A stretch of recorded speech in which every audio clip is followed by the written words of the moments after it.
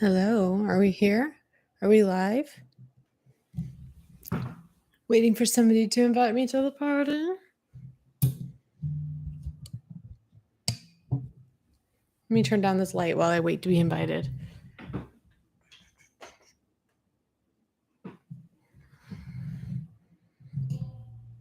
It's like no matter what, I'm super washed out. What's with you, camera?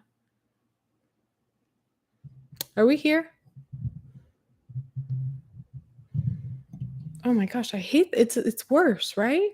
Thank you, Rosie. It's worse. Why did that flag your message, Allie? You said hi and with a heart and put it in for review. Yay, Elise. Let me play with this light a little bit. Here's what I'll try. Move it back. Brighten it the F up.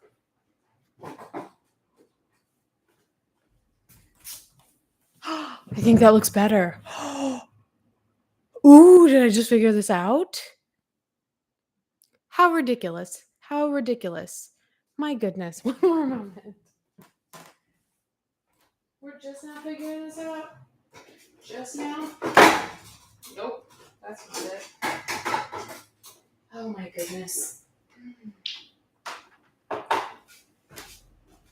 After all this time, we're just now figuring out how to light this set, which is so funny because I've tried all kinds of different ways to light this set, and I was just looking at like a clip that I had saved on my phone. It was like a screen recording, and it was so clear, like it looked like a YouTube video, and it was one of these live streams. So I would like that quality back, please. It's all the same equipment. Hi. This outfit is your style too, Elise? Yes, this is, I feel the most at home. I mean, like, I felt most comfortable in Rue's outfit, but I feel the most at home dressed like Lexi. There you can see the skirt, which is very similar to the dress that Lexi was wearing in episodes 7 and 8 with the play. The shirt just looks like something that she would have. I wondered if she would wear like a blue blazer type situation, and then I caught her in one of the episodes wearing one, and I was like, sweet, it's totally Lexi. What am I trying to say? The eyeliner is similar to how she did hers for the play, so yay, Lexi. And lipstick.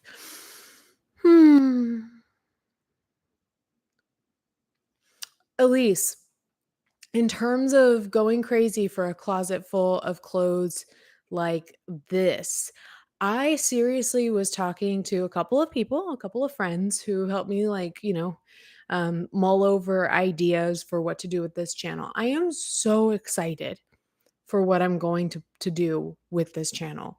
It's going to take a hard turn into styling. So styling in terms of fashion as well as interiors. And I had all these ideas of, like, people bringing me Pinterest boards, especially with wardrobe. I feel like it would be really easy.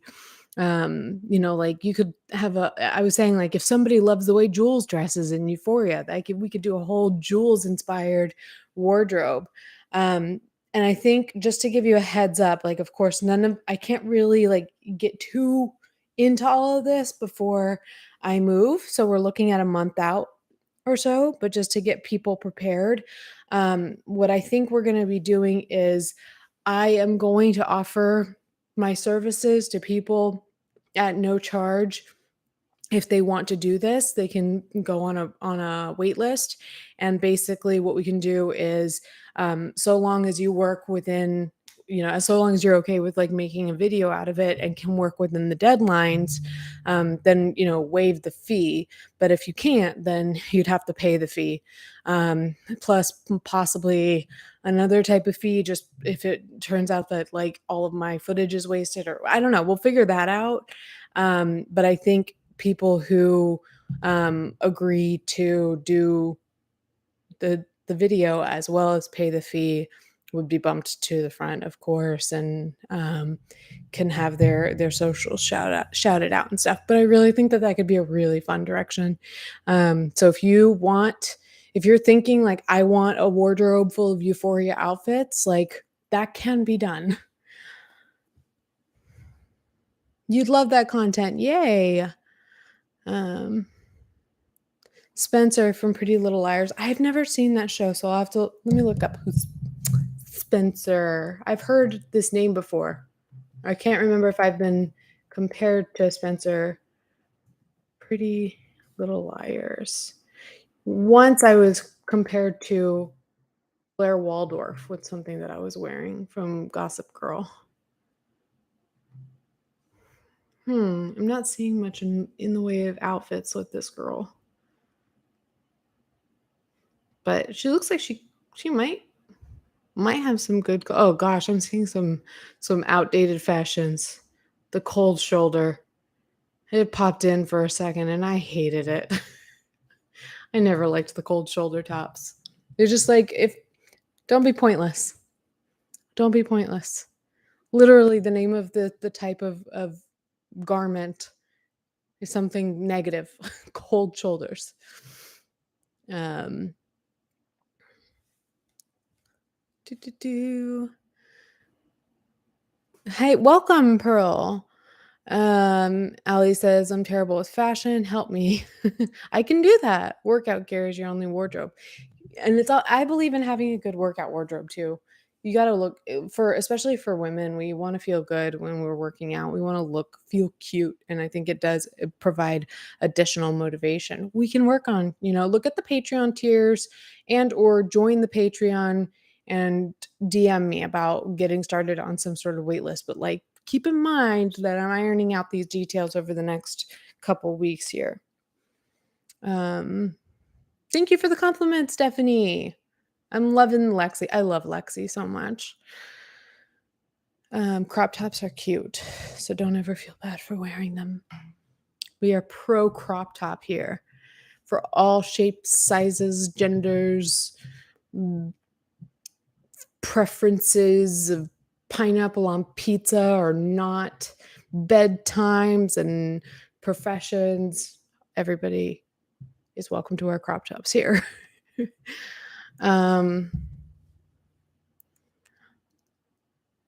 That's cool. Logan, yeah, Logan is basically like my coaching me through a lot of this. So thank you, Logan. Thank you, Logan, for keeping me motivated and getting my brain back into business mode and just like we're generating ideas and it gets me so pumped. I'm so excited. Whether or not it works out, like this is how my brain gets. Like when my YouTube channel first started to pop off, then I would have like all these ideas that were turning. And then I decided to do the podcast with Amber, and so I got all these ideas turning. And things don't always work out. Sometimes they go for a little bit and then they fall flat and then you come up with the next one. So I'm just excited to like do something like this. And Ambryn even recommended a channel to me that was somebody who's like, she does fashion, she does interior designs, but she also has some videos where she talks about like mental health and stuff. I'm like, yes, that's what I want to do. So let's look forward to some content like that if that's what you like. If not, maybe you'll visit occasionally for a live stream. Cute but classy but functional clothes aren't frilly. Guinea pig. Off topic, but before things get crazy, thank you, Alicia, for doing this. Euphoria is not safe for me to watch, and I'm so thankful I can understand what's going on without catching the show. Thank you so much for sharing that with me. Somebody else expressed a similar sentiment before we went into these, and I hadn't really thought about how that could work for some people because it is like it's for sure a heavy show. There have been a couple of moments where I was like, "Oh, shoot, I didn't get a trigger warning for that." And you guys know me and I don't care for trigger warnings, but I was still just like, "Whoa. Whoa, I could see how it could be way too much for plenty of people." So, Leave, hey, I love your little head. Thank you for popping it in.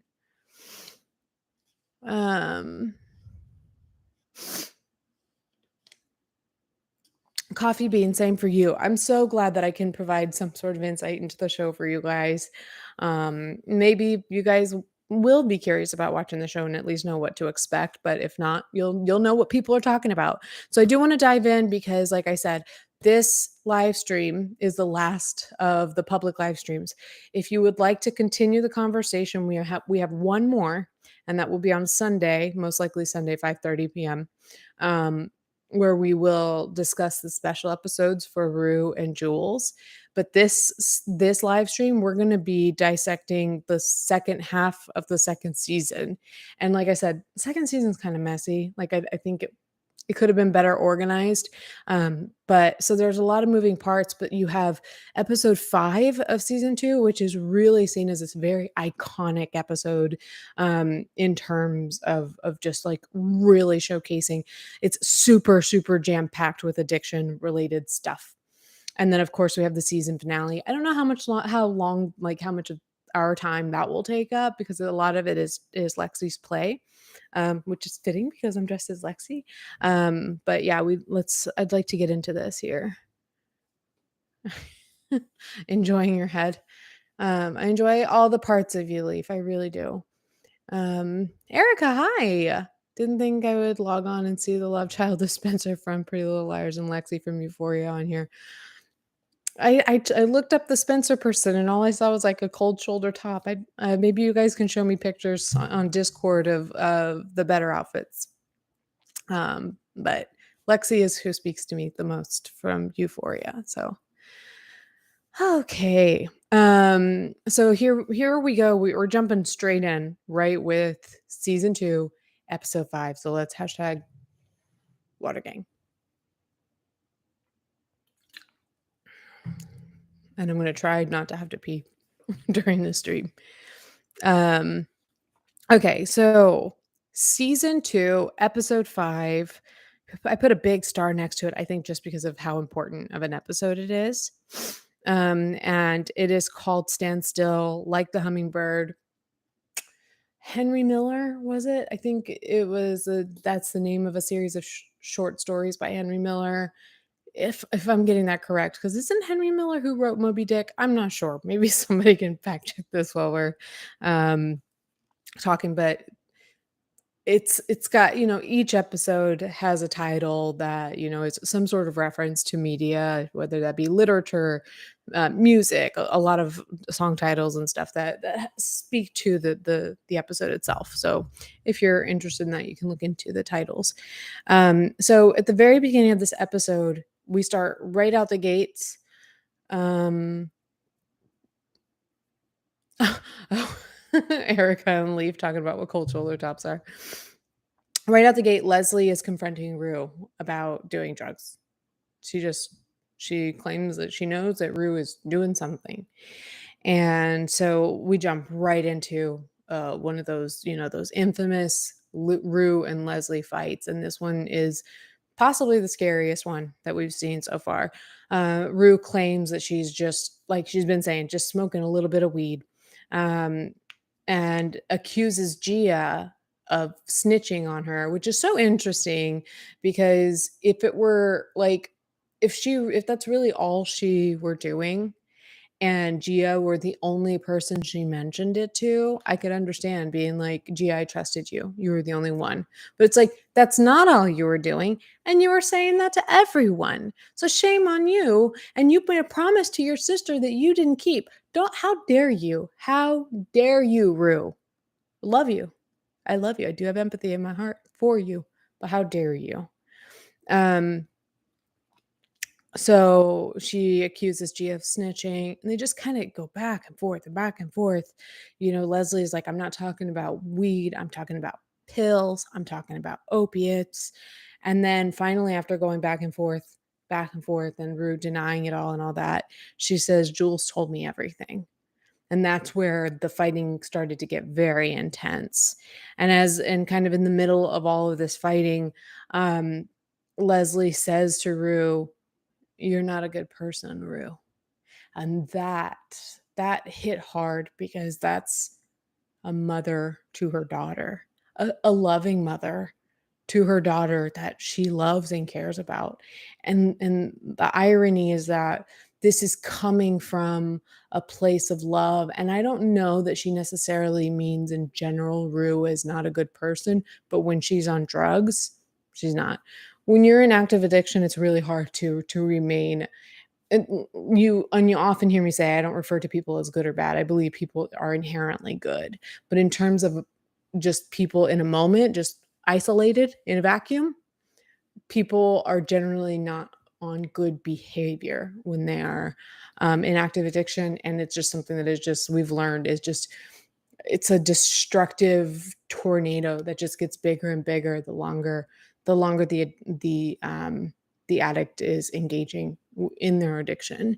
And it brings it's like a funnel, and it brings other people down with it. So it was really hard. The part of you that's watching and rooting for Rue and loving Rue, it hurt to hear Leslie say, "You're not a good person, Rue," but you also get it. I get it anyway. So, um,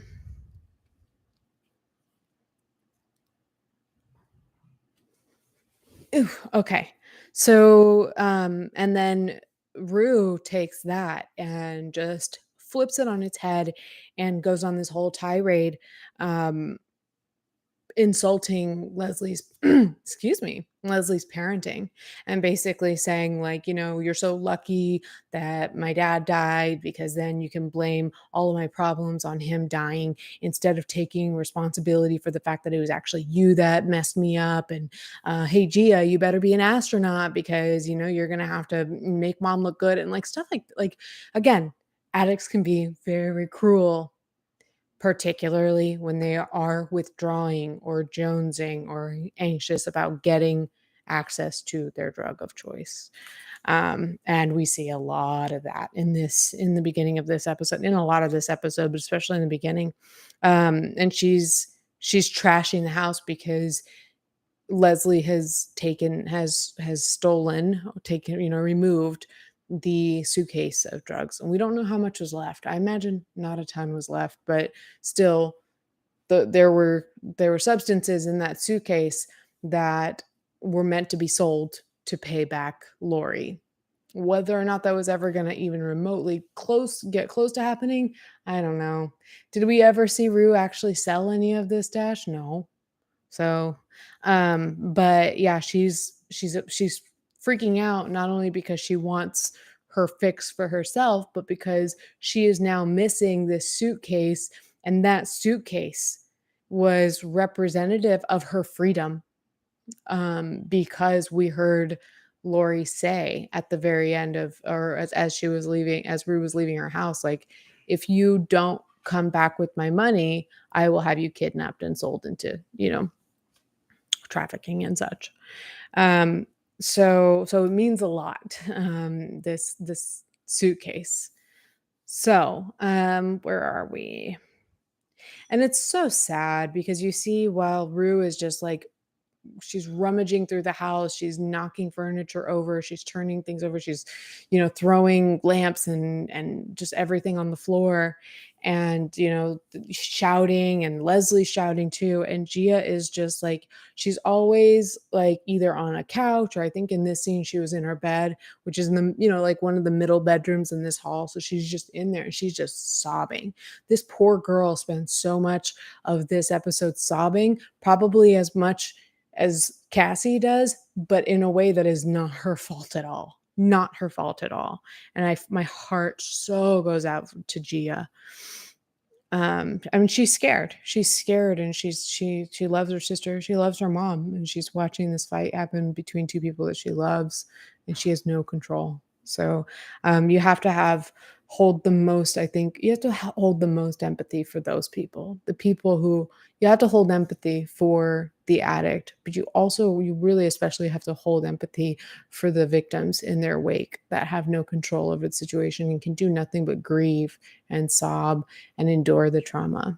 So, um, and yeah, and in terms of its relatability, if you've ever loved an addict, or somebody who is dealing with something as destructive, you probably maybe have had a similar experience. I know a lot of people have. And it's super relatable because even though I am the addict, in most of the situations where I'm talking about or reacting to the show from that perspective, I've also been on the other side, the person who's wishing so much for other people to get better. There are people in my life that are like that are so close to me, but I don't tell you guys about it because it's still like unresolved or just not at a point where I want it to be. And so, like, as much as I'm open with you guys and tell you exactly what I'm dealing with, there are things that are so close to me in my heart that I deal with on a regular basis that I can't share because it's too personal. It's hard. It's really hard. Um, I love that y'all are having such a love fest in the comments or in the chat. Um, And so, you see this kind of like, vacillation of Rue going between like this aggressive and abusive person. She looks like a monster. And especially as she's like kind of like pacing through the halls and her hair is like big and it's kind of like bouncing as she walks and she's got this like mean look on her face.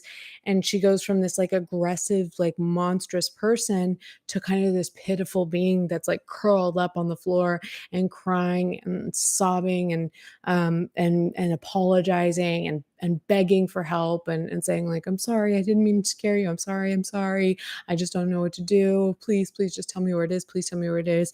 And then it's sad because then you feel more for her, but then she goes back, she starts to amplify that too, like, please tell me where they are, please tell me where they are, I need to know where they are, you got to tell me where it is, tell me where it is, where is it, mom, where is it? And then you see her go back into that aggressive state again. Um and so, that this like, oh, this just back and forth, it's so scary, it's so gut wrenching to watch. And then where she keeps asking, where are they, mom, where are they, mom, where are they? You hear Jules off in the distance and she says, we flushed them down the toilet or something like that. And that just arrested Rue. We're right where she was. um She's startled, she's embarrassed. Leslie calls her out. She's like, "Oh, what, are you embarrassed? Now that you know Jules is here?"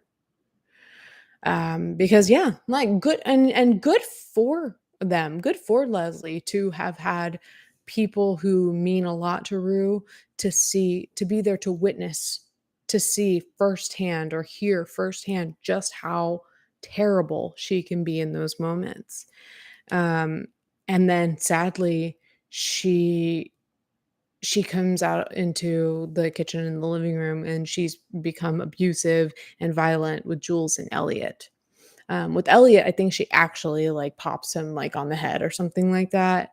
And with Jules, she's just in her face saying just the cruelest things, like, saying that, some of the worst things. She talks about how, she's got these regrets in her life and losing her dad but nothing was as bad as the day I met you, like stuff like that. I don't love you. You're dead to me, stuff like that. That's just like, you see Jules like on the brink of crying. And the fact that she barely cries just a little bit and for the most part holds it together, I'm just like, damn, you are so strong.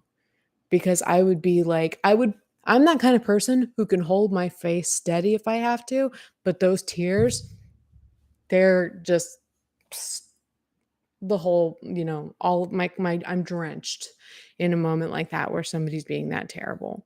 Um and then what I think we mentioned yesterday briefly is that, there's a moment where Elliot feels guilty, and says that his own actions were out of line because it wasn't his place. Um, wait, what are y'all talking about?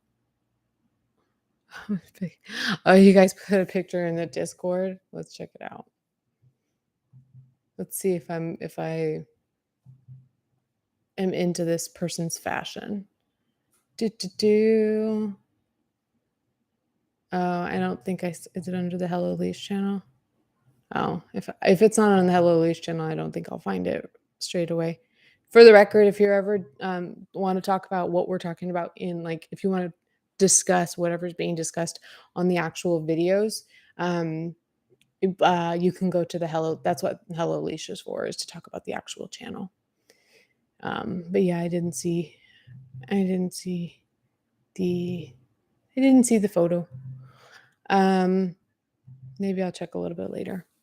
Um, but yeah, I think it's interesting that Elliot kind of takes a moment to reflect on whether or not it was even his place to say. Because,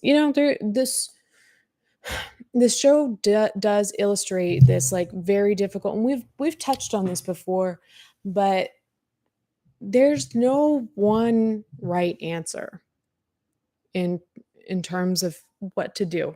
Now, if you guys are curious, I could use the end of this stream today to tell you what my go-to response is in terms of doing what I think I should do, what's what's within my, what's appropriate for me to do, what's the most effective thing that I could do to help a person.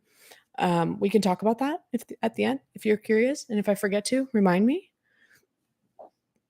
You put it in the beauty section. Oh, you silly. There's a lot of sections still. Um, oh, okay. She's got like a what looks like a locket, and I've got this is so cute. Let me see if I can show you guys up close. Um, this is a necklace that Jake bought me on Etsy. Wait, let me look at the stream to see if it's a dried flower in resin. And I was like, oh, that's so sweet. He knows what I like. He's getting better at this. 4 years in, he's finally starting to understand what I like. But yeah, I don't blame Elliot for taking a moment to question whether or not that was even really his place. Um, some people just like I said, sometimes some people just believe in being hands off and just and I think we see it later, but we see a moment where Leslie's like, just go ahead and do drugs, just go ahead, and that's oftentimes what sponsors do. Like Ali says, you let me know when you're done on your suicide mission. There's a lot of people who are very hands off and just like, you go ahead and ruin your life, and then when you're ready to truly listen to somebody else, then you can come to me. And that's a very loving thing for somebody to do. But it was also a very loving thing of Elliot to tell Jules, because he got to a point where, even though he is a user himself, uh, that doesn't impact the fact that he cares about Rue and was concerned about her. And he also was coming to care about Jules and knew that this mattered to Jules. So, but at the same time, he's saying, it wasn't my place. I liked Rue the way she was, and it wasn't my place to say anything. So it's a tough one. This sort of thing puts so many people into like emotional turmoil. Every single person related to, not related like familial, but just like in relation to the addict, is going through their own battle with it. And that's why Al-Anon exists, just so you know, because you may have heard that this is a family disease. This is a disease that really, it doesn't just affect the person who directly has it. It really does impact the entire family. And when we say family, we mean the people who are closest to the addict and actually affected by their everyday life. And so that could refer to friends like Jules and Elliot. And so that's why you have programs like Al-Anon that are very much like AA. It's a 12-step program because everyone has to go through their own recovery, whether that be through therapy, through Al-Anon, through spiritual, religious means, or whatever it is, or all three of those, or combination of those, or none of those, whatever everyone has to go through their own recovery process. So,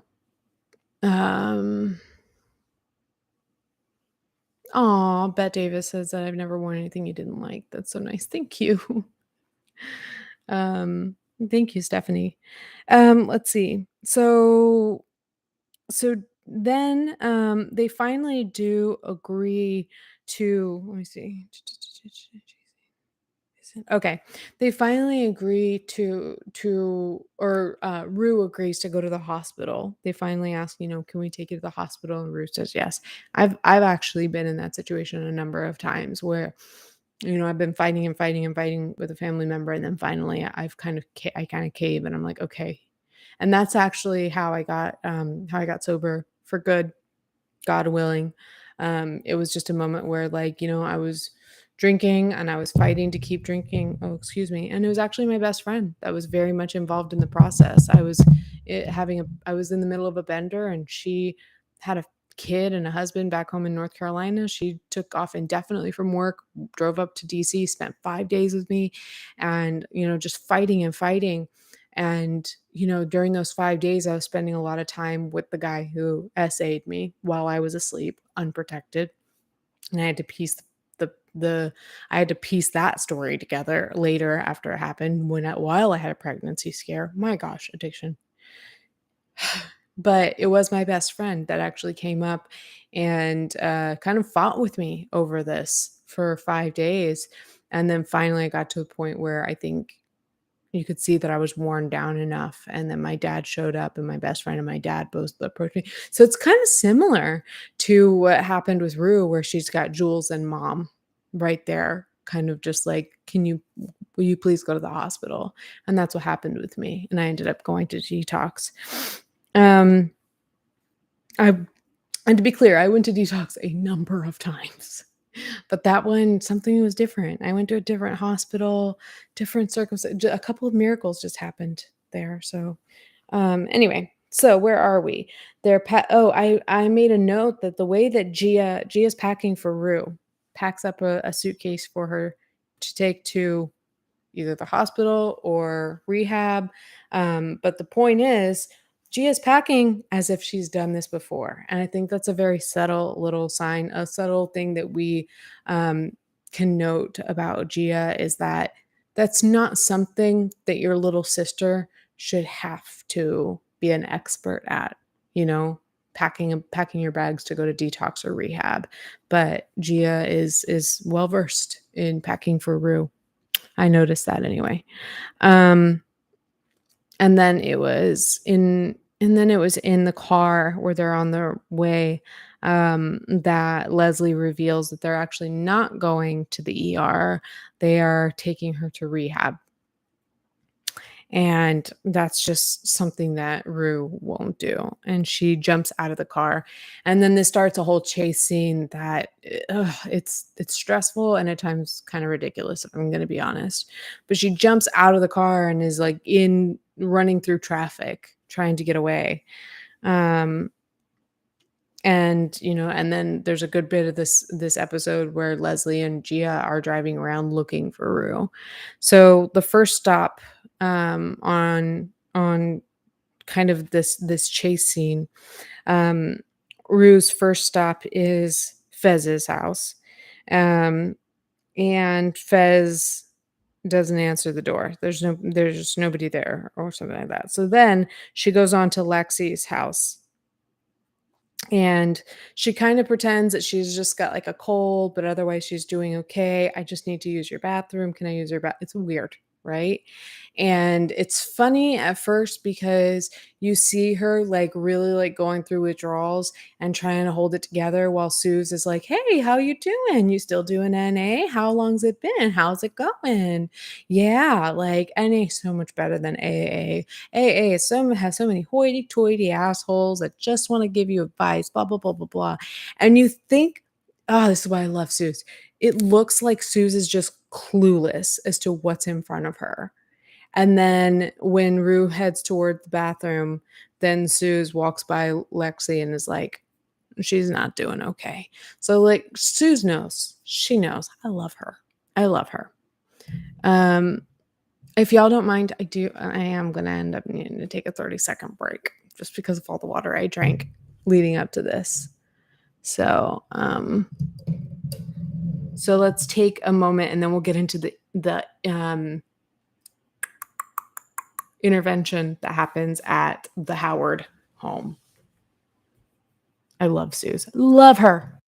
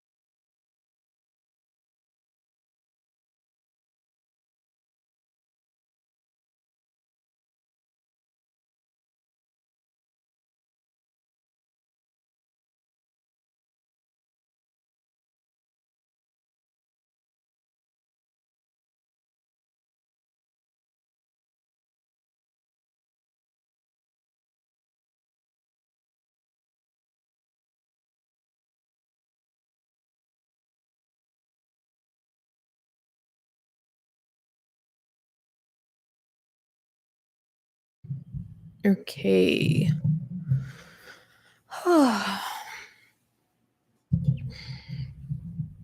Let's see, where were we? Yeah. So Suze notices Rue's not doing great. Um, and it's more than just a little cold. Um, and then sadly, and again, this goes to show just the extent that addicts will go to when they are in active addiction, to especially when you're dealing with, now this is not something that I know firsthand. Other people might even be watching who know um this life better than I do.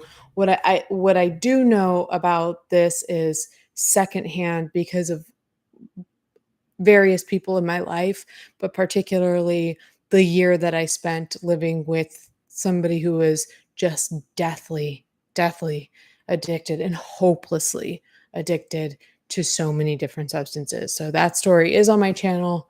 Um, it's, I don't remember what they're titled, but I give my ex a pseudonym RJ. And I learned a lot. I learned a lot about um, the narcotic side of addiction. I don't like to say that, they're addicts and alcoholics. I think alcoholics are addicts. They're just addicted to alcohol, but we don't typically say like alcohol addicts and like I guess you do say drug addicts, but and there is, just so in case you didn't know, there are in some circles, or some people, or there is just sometimes this like um, perception that um, that alcoholics look down on drug addicts, and I'm sure there are some that do. But I remember even being in rehab and having this weird moment with somebody who's now, my best friend, but she was there for substances I was not there for. And I remember there was a moment, and I love her to death, and she's admittedly will have moments where her own insecurities will come out and she'll project them onto me. And I'm like, I don't know what are you talking about? And I remember her being like, oh, like, oh, you're so much better than me because you were just drinking alcohol and I was doing this and that and blah blah blah. Um, and that's sad. That's sad to go through. But the fact of the matter is, they're two entirely different experiences. They're the exact same experience in that, like, alcohol is not any less deadly than these other substances that, we're discussing. But the process is the same in terms of, I want you to remember what we mentioned briefly yesterday, that addiction has three characteristics. It is chronic, progressive, and fatal. Chronic, meaning that it never goes away. This is something that you will be dealing with for the rest of your life. Something to keep in mind. Doesn't mean it's going to be hard for the rest of your life, but it just means that you will never be cured of it. So chronic, progressive, meaning that the longer you engage in active addiction, the worse and worse things will get. The more and more unmanageable your life will get, the more and more your body will start shutting down, which I saw sadly with an ex partner of mine who was my friend. You guys know about him. I was with him for 7 years, and really close friends with him for another 11. And I knew one day I would have to attend his funeral, and because he was just not gonna, he was just not going to quit. He was functional, which you'll see a lot too. The concept of a functional or functioning addict, which is somebody who is has, either I don't know if their chemistry is just different, or they have more self-discipline and control, or what have you, but they're able to keep certain aspects of their lives together for a longer period. And he was somebody who was able to do that for 20 years. 20 years he was functioning. And then I noticed certain things like he lost a job. um, then you weren't hearing from him as much. He's lost some weight, and you're like, oh, these are signs that like this thing that you thought that you had in control, you're finally like really losing control of it. And it took him from this world, and it's just it's really sad. So that is all that speaks to the third part. So it's chronic. It doesn't go away. It is progressive, as in it gets worse, and it is fatal in that if it goes untreated, it will kill you. I did not expect to get emotional. So please forgive me thinking about what happened with my friend, and how he proved that even the people with the most self-control, and that's in our relationship. That's kind of what we fought a lot about, was that he had so much more control over it than I did.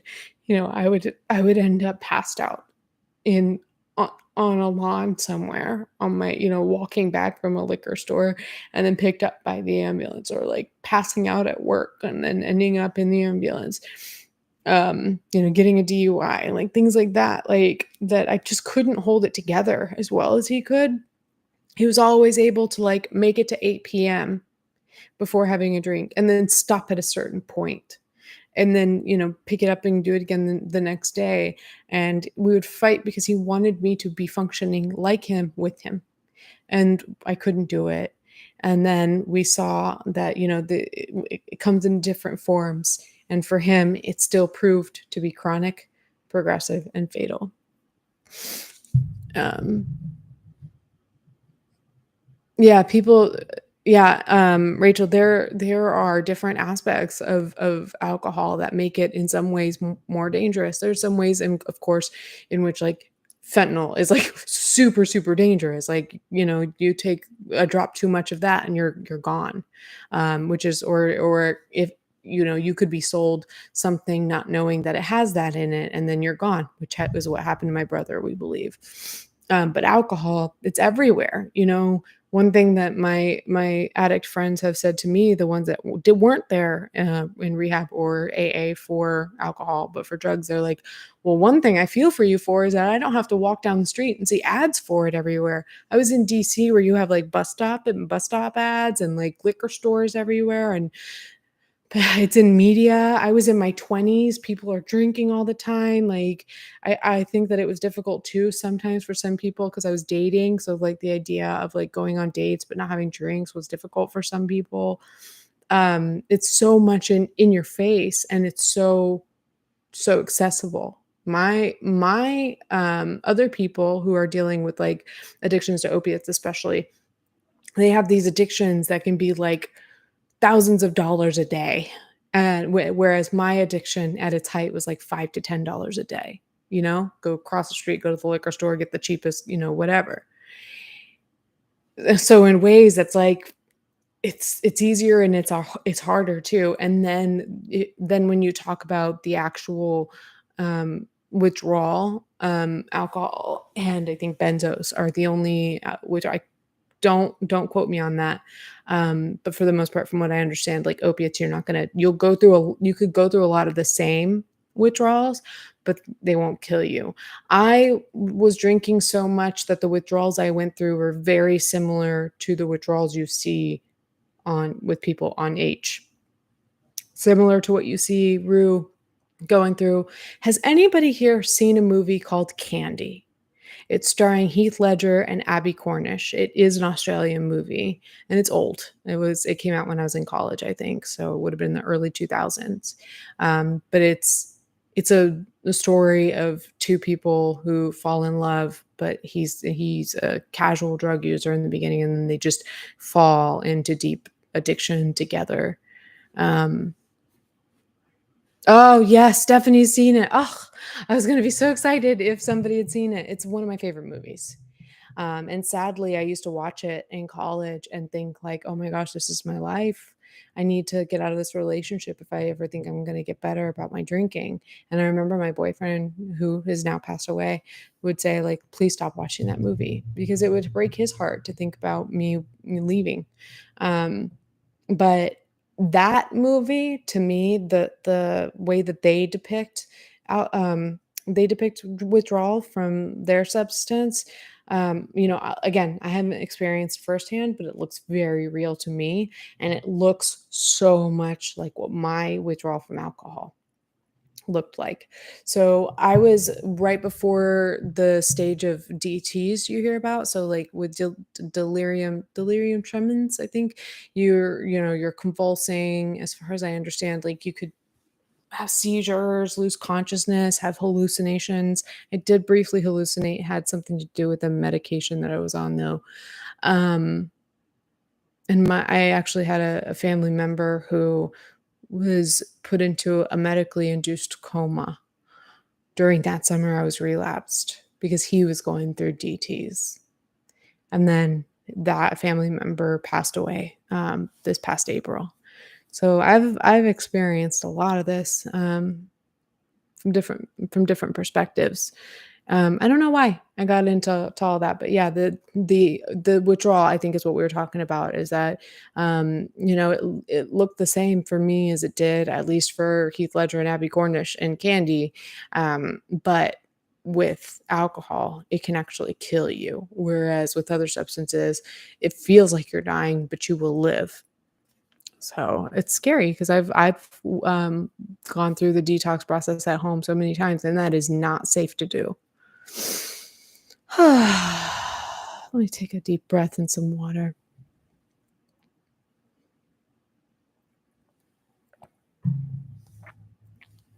Okay. Put the danger graph in the Discord. What's that? Um, oh my goodness, Emily, dying of potassium overdose. Imagine just because of a love for bananas. I had a friend, unfortunately, that passed away. I think it was caffeine intoxication, but he was diabetic, super sweet guy, and he was like spending all day like drinking Monster energy drinks and gaming, and and then I think like now it's a mini story time. He like halfway through the day or at some point throughout the day, like went to the bathroom and was like peeing blood. And so he went to the emergency room. They gave him some fluids or whatever, and then they sent him home. Maybe they gave him some medication, sent him home. And then that night, I think he had a heart attack. And that hospital went so far as to delete any record that he was there. How messed up is that? How messed up is that? That they his sister would call, they would just be like, "He was never here. He wasn't here. He was here when he died, but not he wasn't here earlier today. No. No, this is the first time he's been here." Like, "Oh my god. Oh my god, I think he still had the bracelet on." What are you talking about? Um I don't know if they sued. His parents were terrible people who disavowed him for being gay. So, I honestly, I hope they didn't sue. I hope they didn't get anything out of it.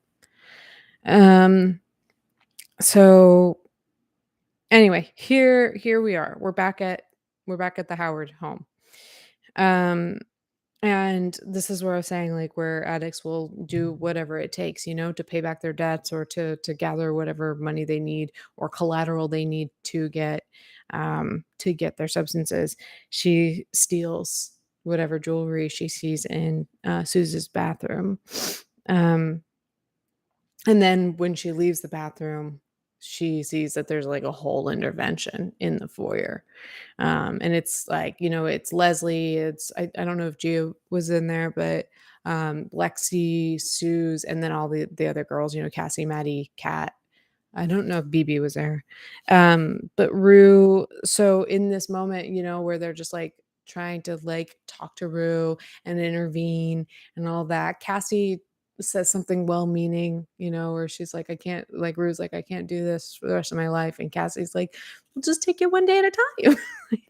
It's just like funny to, I don't know if that's just funny to like the alcoholic, where it's like we hear this so many times that it's just like somebody says it because they think like, oh, this is this brilliant thing that I know of addiction, and it's good advice, so I'm going to impart it, and it's totally well-meaning from Cassie. And Rue's response to that is to out Cassie for having been hooking up with Nate. It feels like a combination of revenge and also deflection. So of course, that makes Maddie really mad. And, they start fighting. And then Cassie says something that's pretty hurtful that's oftentimes like addicts will hear. And she'll say, like, I don't even know why you believe her. She's a drug addict. And I think pretty much every addict at some point in their life um, has been completely written off, probably multiple times. All of us has been written off in terms of our credibility because of our history with substances. At least in this case, Rue is actively in it. So like you could argue that Cassie was referring to just like, you know, don't listen to her. She's like actively doing drugs right now. But the way that she's like, why would you believe her? She's a drug addict. Like, you guys have witnessed people treating me like that on this platform, or like on Twitter, but like on my platform while I've been here with you guys. Just people being like, like, she's just feeding her addiction. Don't listen to her. Nothing she says, blah, blah, blah, blah. It's really disgusting. It's an ugly way to talk to people.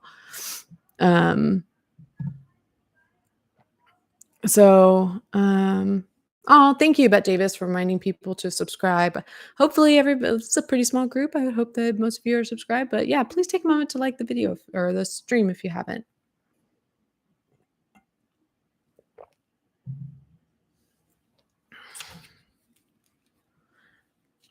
I've noticed that I tried to talk to my parents about some DV situations, um, and that was completely ignored because I was actively drinking at the time. So yeah, credibility and other things too. Um. Okay. So Rue heads back to Fez's, and actually tries to fight him for grandma's pills. Fez doesn't have anything in the home because ever since he got raided, they flushed everything. They haven't kept anything in the home. But grandma has medications, and she's trying to tell him, like, she won't know, I can take them, just like she used to do with her dad. And Fez is like fighting her, and then he finally just like shoves her out of his apartment. And good for him. Good for him. And then so we're gonna do some more of the chase scene. And I'm just gonna note here where I said the chase scene isn't all realistic. I said it isn't all unrealistic. Um, oh, okay, sorry. The chasing isn't entirely unrealistic. Um, I broke up with quote unquote RJ as I was running him off. Like, I told you that like his dealers showed up at my apartment doorstep, and they were like threatening me, and then like trying to touch me and hold my hand and hug me. And they had like a purse that I got from ModCloth for $80 because RJ had told them that it was a $300 bag and used it as collateral. And because I was trying to like help him grow up, I told him, like, you need to get a bank account and get checks so you can write me checks for rent and not be giving me cash for rent. And so he ended up using those checks as like credit and was paying his drug dealers in checks. And so of course the checks have our address on it, and then they show up at my doorstep. Um And then I remember, like, saying, like, "Can I please have my bag back? Can I please have my bag back?" And they're like, "No, this is collateral. Do you know what collateral is?" And then tries to explain collateral to me. I'm like, "What is my $30 bag?" I said $30, whatever, "gonna do for collateral for you?" And they're like, "What the fuck? This motherfucker said it was $300." I'm like, "There you go. You believed a drug addict." Which I just pulled a Cassie. You just pulled a drug addict who was trying to get drugs, is what I mean. Um, yeah, it's I just talked about that concept, and it's valid in moments. What I don't think is, and I wanna be clear about this, it's not valid to discredit somebody entirely because of their status as an addict, but I'm talking about believing lies from drug addicts while they are in actively in their addiction and telling lies that would serve their addiction. Why like Cassie or like Rue telling everybody that Cassie's been sleeping with Nate, does that really serve her addiction? Like, maybe it kinda takes the heat off of her for a second, but, you know, yeah, it's tough to say whether or not I think that that was, like, an ugly moment from Cassie. Um, I need to be on Oprah or write a book. I was gonna write a book, and instead I got on YouTube. Um And then, it says here that she robs a house. We saw that as she's running around, she goes into the home of a couple that was leaving. And 2, RJ stole from me. I just wrote a few things down from me remembering that he stole. Oh, there's other stuff too that's not even on here. There was one day I got home from work and sat down and I looked at my bookshelf where I had all my movies, like I had a whole DVD collection, and I was like, half of my movies are missing. What What's happening? Found out he had taken half of my movies and taken them to a pawn shop to get money, my belongings. So, of course, I already told you about how he gave my bag to these dealers.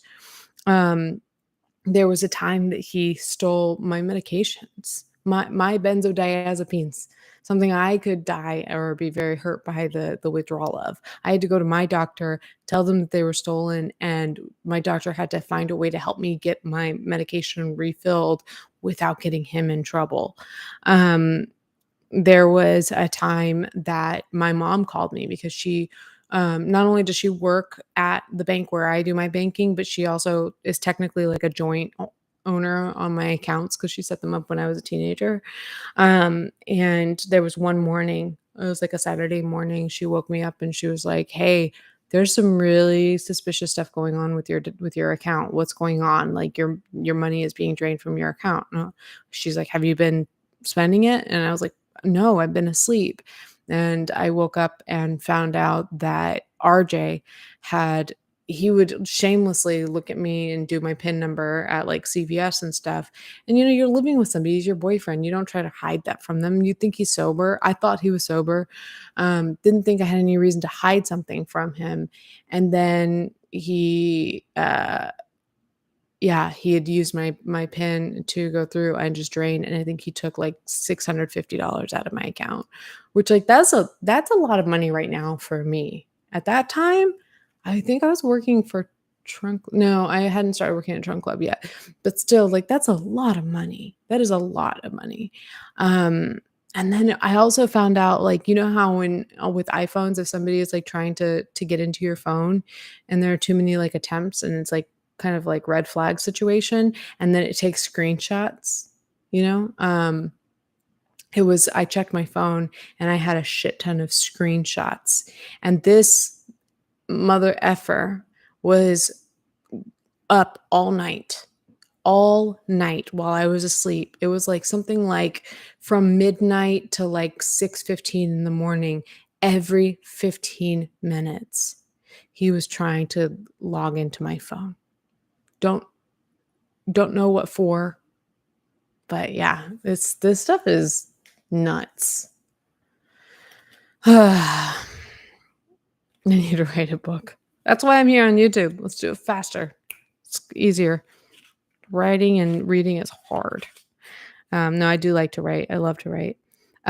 So then, she's on the run again. the police chase. The part that made me the most upset is the car crash that it caused. It caused 2 cars to go head on into each other, and that was scary. Um, but then it gets to the point I was saying that, like, the chase starts to get to the point where it's, like, comical almost, like slapstick, like stuff you would see in, like, Home Alone, like, like, stuff you see on they actually do this in slapstick movies where you're running through backyards, and then you jump, and then you're in somebody's pool, and then you jump again, and then you knock over somebody's table, and then you jump again, and you're jumping on somebody's grill, it was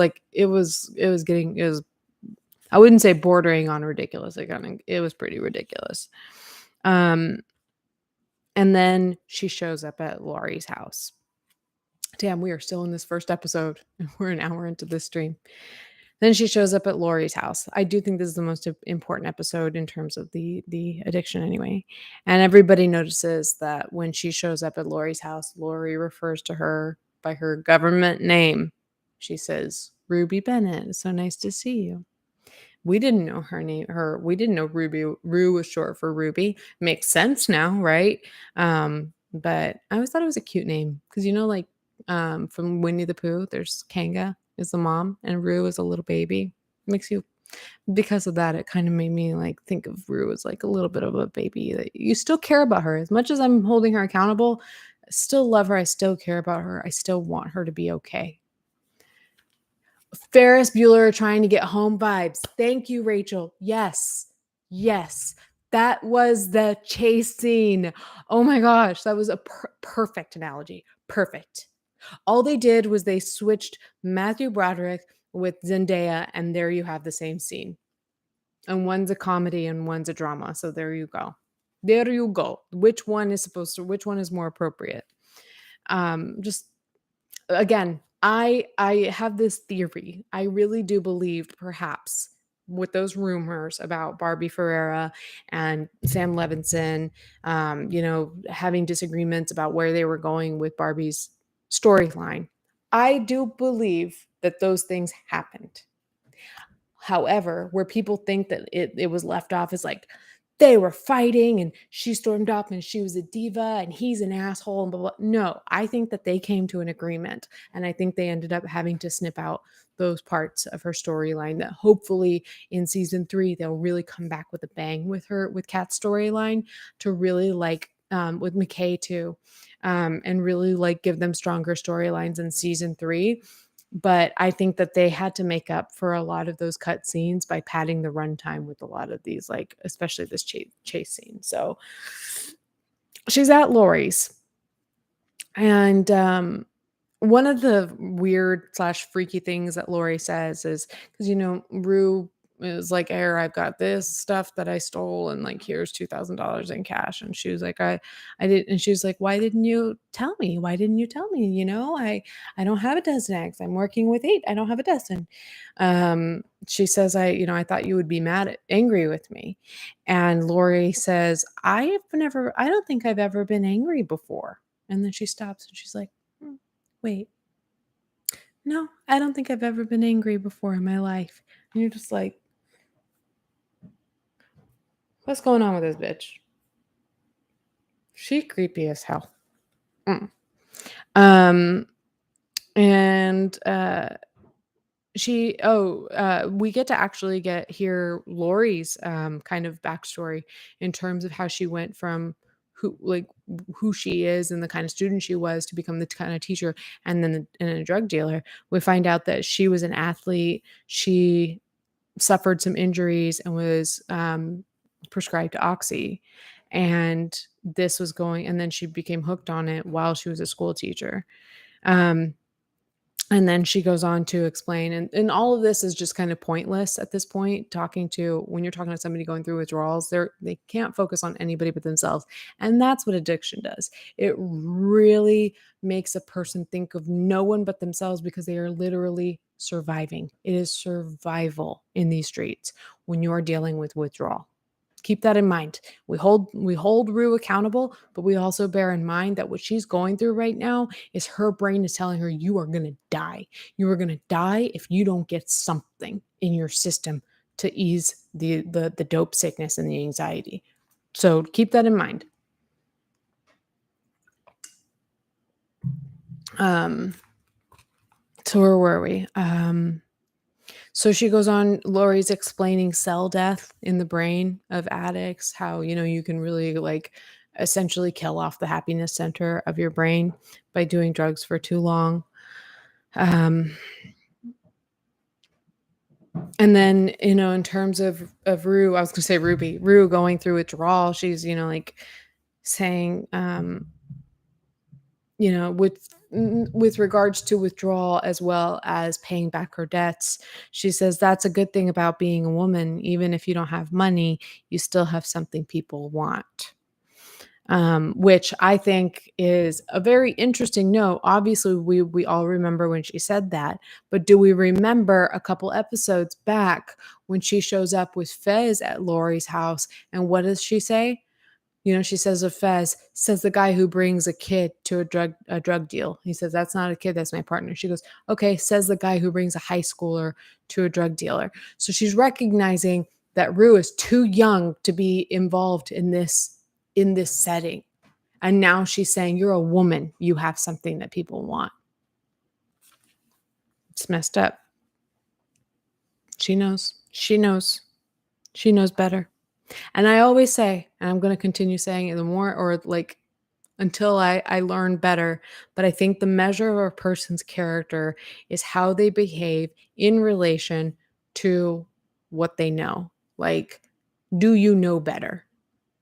And this is why this stuck out to me, because Laurie has shown us, although we could have guessed that she knows Rue's a kid, thinks of her as a kid, but she actually called her out for being a kid and now is calling her a woman with something that people want. I hate it. But then after that, she goes on to say, "Oh, you poor kid." Um, yeah, wrote a note here that she, called her a high school girl to Fez. She is not a woman. And then as far as like, she was like, "I don't have anything for you." We saw her go through a whole, closet full of pills. So, you can postulate that she probably does have something that could have helped Rue with her withdrawals without having to go the intravenous route. But she says she only has morphine, and she plays coy with her at first, and she's like, "All I have is morphine, and I don't stick people who've never done intravenous before, blah blah blah." But then finally she gets Rue into the bath, and Rue says like, "I'll do anything." And she just, as soon as she's getting the morphine ready, Rue asks, like, she says, oh, this is a part that stuck out to me. Rue says it's comical, but it's so dark and so messed up at the same time. She says, "Are you sure?" Rue says of the morphine, "Are you sure it's safe?" Because she's about to be injected. And, uh, and Laurie says, "All pharmaceuticals are safe." What? What? And we noticed that a very seasoned substance abuser, somebody who is well versed with IV, as even, goes to stick Rue's arm, and she tells her to hold steady, and Rue's holding steady. She's holding steady enough, and she's got, she's never injected before, so her veins, I don't remember looking at them, but they should be pretty healthy, pretty good. And Laurie's acting like she can't find a vein, which is BS. So she ends up sticking Rue several times, and where I've heard that explained as to why that would likely be done is so that if Rue does escape and run to the police to tell on her, now she has several track marks on her arm and is going to look less credible to the police. Because, like I said, drug addicts and their credibility, it's a tricky thing. So let's see. Also, I made a note here that, everybody's noticed Laurie, the tie between Laurie and birds. She wears the birds on her PJ pants, and she has all these birds in her house. And it's important if it's not obvious. And if it's obvious, I apologize for patronizing you.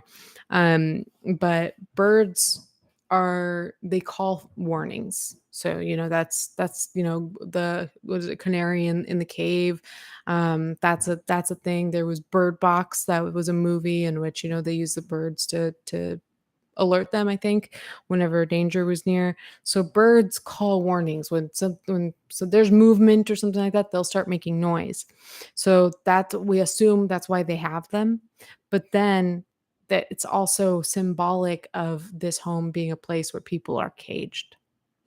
And that is foreboding. So, she gets the bathtub and the morphine, and she starts to just feel finally a sense of relief. And I do think that as the viewer, and it all depends on each person, but I think for the average viewer, you are going along on this journey with Rue. She at the end of the day, she is a protagonist, and you are rooting for her. And you're going along with her on this chase scene, and you're hoping that she makes it out. You're hoping that she makes it wherever she wants to get, that she's going to be okay, that she finds some relief. So I think for me anyway, when I was watching this, you almost I felt a sense of relief for her. At the same time, I feel like I'm the stupid one because everyone else is like, "Oh no," but I'm just like, I just felt a sense of relief for her. Um, and she's having flashbacks to having a bath as a baby. Like, she's happy, she's relaxed. Then she's having like flashbacks to her dad, his funeral, as well as Gia's birth, and kind of like her memories with her dad when Gia was born. It makes me wonder why they brought up the memories of dad. And part of me wonders if it's because, like, once you have when you're riding high on like anxiety, and just like, which is often what happens with the withdrawals, when you do finally have some sort of depressant, sometimes it can force you to confront, or it relaxes you enough to where your grief can come to the forefront, and then you end up kind of having to process it in a way. So I wonder if that was perhaps a growth moment for her. Who knows? Let me cough really quick.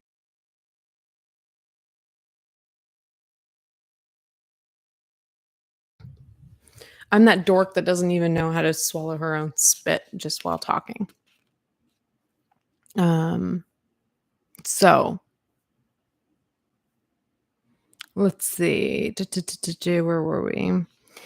And then while Laurie is with Rue, she says, when I first met you, Rue, I thought this girl's going to be in my life for a long time. That was something that I forgot to note before the flashbacks. And then Rue wakes up and she's in a bed. She's been changed into some sweatpants and, some sweat PJs.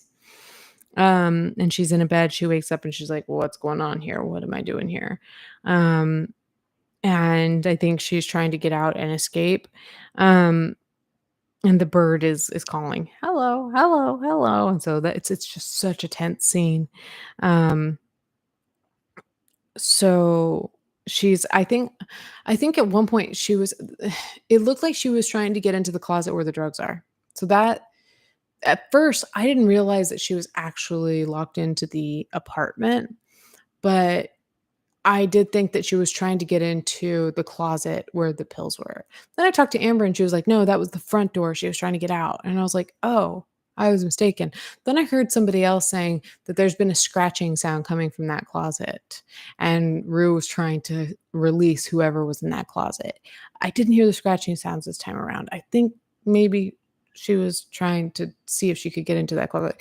Either if she even went back to that closet, because I did see her at the front door trying to open up the padlocks that were on the front door, and she tried all the keys and how trying to do that while not making any sound. Oh, it was so stressful. Um, she couldn't find a key to open the door.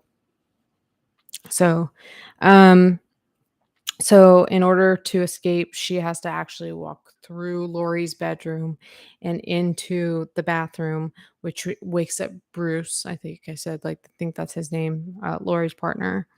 Um, and she ends up climbing through the window just as Bruce is onto her, and she jumps out, jumps a story down from a balcony, like she hangs onto a balcony and then jumps down. And there's a car that comes through, and the purpose of the car is that it opens up the gate so she can run out. But she also that car comes through so that when she jumps, they can switch out her stunt double. I caught that and I was like, I see what you're doing here. You thought the noise was Rue hallucinating the pills talking again. Interesting. Who knows? I listened the second time around. I didn't hear anything. And so then, and then in the next scene, we just see Leslie at the table looking like she probably hasn't slept. She's sitting at the table. The door opens and closes. And then she says, Rue. And then that episode ends. And you have this kind of sense of relief that she's back at home with her family, because her family,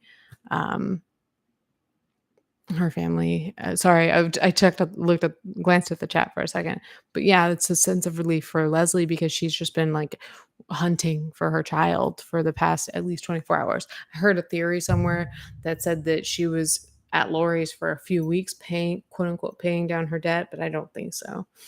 Not with the way that like her kidney infection like was developing and she seemed to be around the same, whatever. So season 2, episode 6 is called 1,000 Little Trees of Blood. It opens on Rue struggling to pick up and open a Jolly Rancher, and she's crying out of frustration. And I think anybody who's been through any kind of withdrawals kind of understands this. Like I would have a really hard time with the shakes. Like my hands would shake so bad that like even if I could get like some liquor to help with my withdrawal symptoms, sometimes it would shake so bad that I couldn't do it. And I would ask my boyfriend, will you please pour it into a cup for me? And he would, and he'd be like, no, you're on your own. So I think this is a simple way to illustrate the struggles of withdrawal. Leslie is very caring. She's encouraging Rue to drink water. There are shots of Leslie's face that show the pain of a parent witnessing their child going through withdrawal. It's tough. With Rue is writhing in bed. Gia comes and is trying to comfort her. And it shows that addicts can come from good, loving, caring, kind, forgiving families. And I probably said it a few times, but I want to reiterate, this is so important, because it's so common in media for us to be like, oh, so-and-so comes from a broken home and that's why they got into drugs. And it's like, no, actually the way that this works is that this disease does not discriminate, and it does come for those of us who do come from good homes where our parents loved us. And I am a good example of that. So, and Rue is such an example of that. Her family loves her so much. I note that Rue really regrets what she said to Ali. And in the narration, she talks about reducing someone's life to a moment, an ugly moment, and punishing them for it. That's what you'd do to me if you didn't know me. That's a really important quote. And I put, aha. There's little empathy for addicts we don't know, but should we have more? And I don't know the answer to that question, but we alluded to this way earlier in this analysis that, whether or not we would like Rue or root for her or all of these things if she were not the protagonist of this show. So this ugly thing she did to Ali, reducing his life to one moment, an ugly moment, and punishing him for it. That's what you would do to Rue if you didn't know her. And I don't know that they deserve. Like I said, every person has to decide how much empathy versus accountability they're going to bring to a situation. And I think it all depends on how separated you are from that person. It's important to have a certain baseline empathy for addicts in general, to where you don't just, discredit every single thing about a person simply because of their status as an addict. Sure, question what they're saying in the given moment, where they might be, trying to swindle you. But But yeah, reducing somebody down to just some ugly thing they did. If all you knew, if you were the person whose house was being robbed by her, I mean, what more are you called upon to think of this person, and how much empathy are you called upon to give this person who just came in and threatened your sense of safety and stole from you, you know? So, it all depends on how close we are to the addict. That determines really how much empathy we're gonna have for them. Um, After a few days withdrawal, she calls Ollie to apologize, and he forgives her. And he says, "The hour is certain to come, and we must forgive graciously." And as soon as that happens, as soon as he wholly and completely forgives Rue, then she's able to pick up the Jolly Rancher and open it and shove it in her mouth. And you can tell that she's kind of like tearing up with tears of joy. Um, and that is where we start to in the first time since she's relapsed, this is the first time we start to see like a glimmer of hope. And it is dirty, it's nasty, she's like really going through it, but there's a glimmer of hope. And Ollie is symbolic of that. The Jelly Rancher is symbolic of that. Ollie comes over to cook dinner for the family. Um, and I put a note in here that he brings some comedic relief for the family for the first time in a long time, because it's been very serious for a while. But he comes in, he's jovial, he makes jokes about Rue, um, and asks Gia to help him cook. Um, and he says, "For as tough as it's been on Rue, I'm sure it's been harder on you. It's okay to be angry at her," he says to Gia. And there are moments too where Gia shows that she's angry, and there are moments she tries to shove it down and say that like it's not helping anyone. But Ali has a lot of empathy for Gia going through this, because again, she didn't ask for it. She doesn't deserve any of it. So finally, we see Nate and Marsha. We kind of like start to see other characters, what's going on with them. Nate and Marsha, this, I don't know if I really find this scene to be all that believable, but they're just so happy that Cal's gone. Um, but he's worried because he has 38 missed calls from Cassie and 0 missed calls from Maddie. Um, Maddie talks to Kat about wanting to actually like unalive Cassie, and Kat agrees. So to those people who are like, Kat's the best and we don't get you, and I'm saying I don't get you, I don't understand why we would like Kat if in these moments she's out to dinner. We're not even going to talk about what she did to Ethan. I'm not even there yet. She's out to dinner with Ethan, but she's on the phone with Maddie talking about actually taking somebody's life and being like, "Yeah, totally. No, like I totally get it. Totally. Yeah. Absolutely. Totally." Sorry, I don't like her much. Um all right, where was I? And then it shows that, yeah, her and Ethan at the restaurant, where she's not even supposed to be on her phone, and she's just like, whatever. The waitress is like, "You're not supposed to be on the phone." She's like, whatever. And then she tries to break up with Ethan, but she can't do it without lying. And then lying about having a brain disorder that's terminal. And then Ethan is just kind of just like, something's not adding up here. And he's like, "I think you're lying to me." And so then Kat gaslights Ethan, guilt trips him, and then accuses him of being the one that's manipulating and gaslighting her, which is, oh, we've seen people who do this. Like, you and I have seen people who do this shit. It's so frustrating. It's so frustrating. They will be the people who are very intentionally and cognizantly gaslighting and manipulating people, and then accusing others of doing that. And it's so maddening. Uh, um, Gosh, Rosie, that's a lot that you're able to look over, because that's nasty, and I don't know, I am totally open to some sort of redemption for her, but this right here is enough to make me really, like, hate a character, more so than what addiction will do. Because like, what's your excuse? You're not good enough with the communication that you can break up with somebody effectively? They're gonna lie about a terminal brain disorder, and then accuse him of manipulation and gaslighting when you're the one who's doing that to him. It's just, and he's been nothing but good to her. So I put a note, why does anyone like her? But I know you guys have your reasons. I know you have your reasons. I like certain characters that other people don't understand why. I said Lexi is having second thoughts about the play. She's worried that it's going to hurt people's feelings, and Fez says some people need to get their feelings hurt sometimes. I said the Fexi bonds over Stand By Me. I thought that happened way earlier, but yeah, apparently that's when they watched Stand By Me.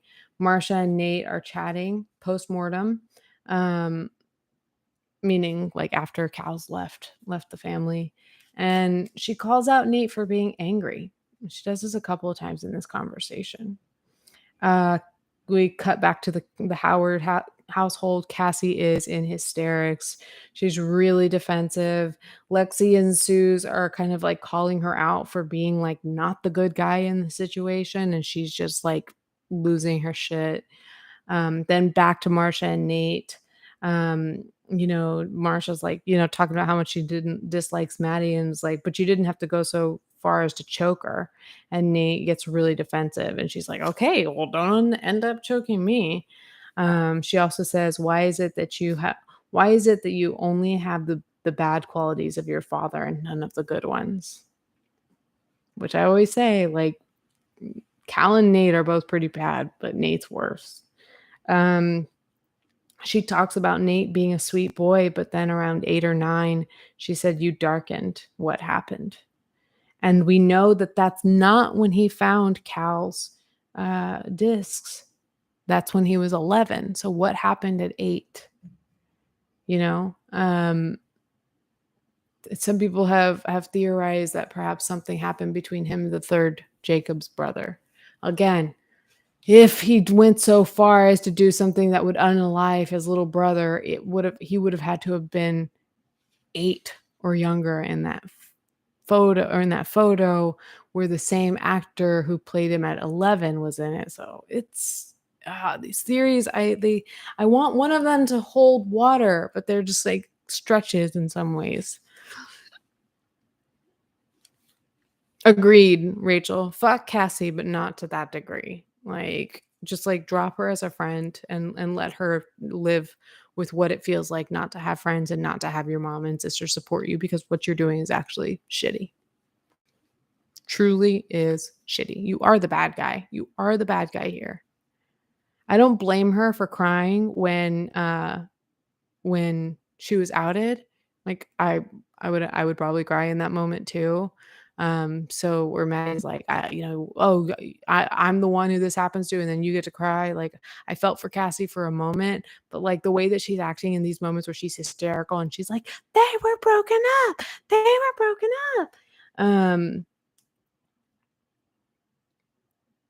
And then she's going off and on Lexi and Suze, and then Sue says, "Oh, she needs an exorcism," which, if I'm not mistaken, was an improv moment, because I think the actor, what is her name? Elena something? Elena something. She plays one of the friends of Elwood's on Legally Blonde, and then I really like her in Girlfriend's Guide to Divorce. I love that actress.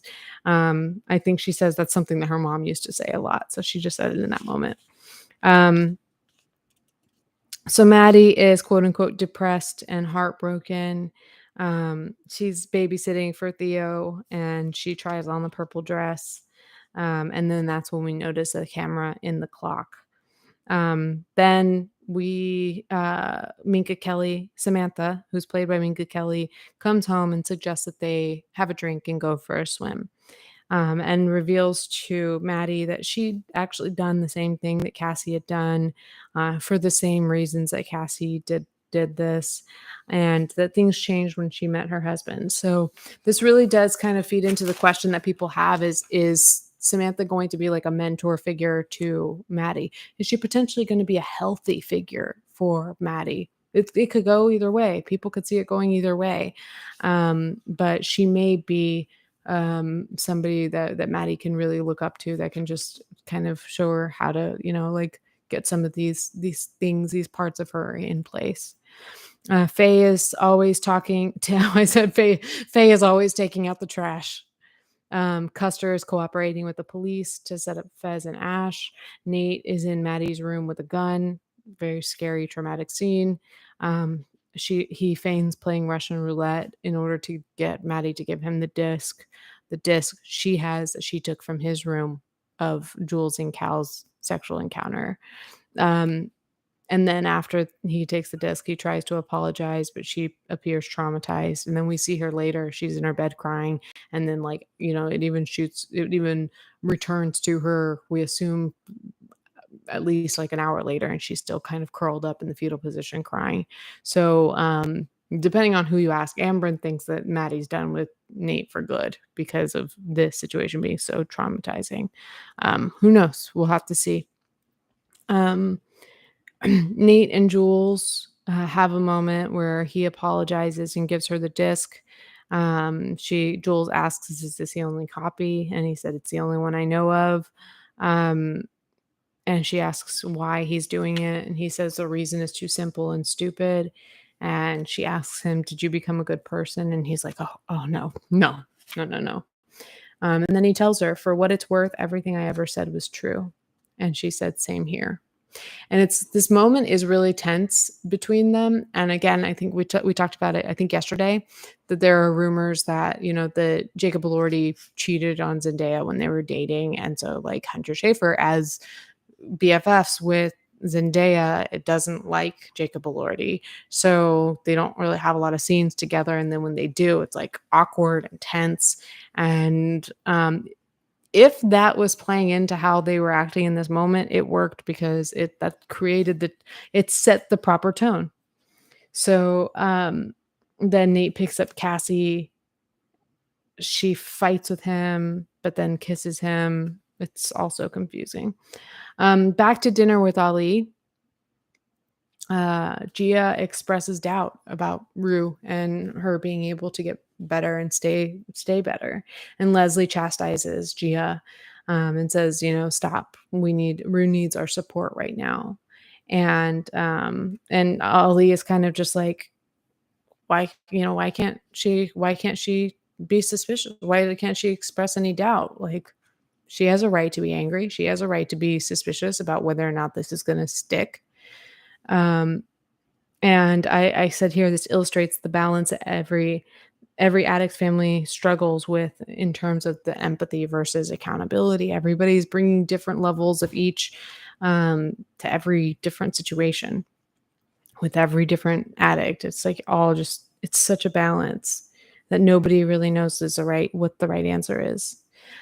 At one point, Rue says, "I feel like I don't know anything about your life anymore." And Gia says, "I'll tell you when you get back."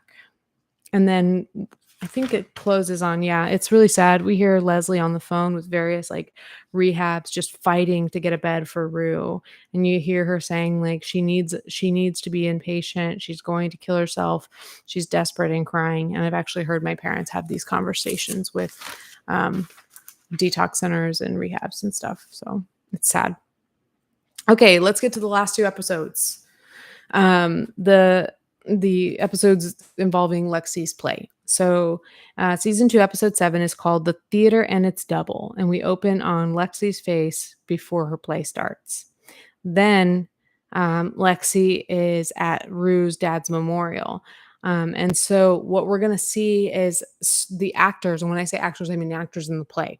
The actors stand in randomly. So it's messy. It's kind of creative and beautiful. It's confusing, but it's cool that they attempted it. But basically, this play is going to go in and out of between the play and then the memories of these moments, and actually playing back the moment that these things happened, like, factually with the people who it involved. And then at parts, it's very like Eternal Sunshine of the Spotless Mind, the best movie ever. But like they'll go into a memory. So, for example, here they're having the memory, the play starts, they're I think in the play, they're probably doing the whole memorial scene where, Rue is giving the speech at her dad's memorial, and then she goes back into her room. Lexi tries to comfort her, can't comfort her the way that drugs do, and it's Lexi, and it's Rue, but then when she leaves the bedroom door, there's a bunch of girls out front and she's like, "Stop standing around and gossiping, it's rude." And it's the actors that play Maddie, Cassie, and Kat. So we see a lot of this in the play. Um Erica, season 3 to be Lexi, and Fez living happily ever after. I was just telling Amber, and I was like, I really, really love them. They're my 2 favorite characters, but I love them, I think, as friends. Though I do like that he has a crush on her. I like that he says, "Do I look do you think that other people would think I look handsome?" And Faye says, "I do." I love Faye too in these 2 episodes. So I said, these 2 episodes will jump between actors acting to reality, various different time jumps and stuff like that. So be prepared. Everyone is at the play except for Fez. And everyone's just glancing at each other. Again, everybody's staring at each other, glancing over like,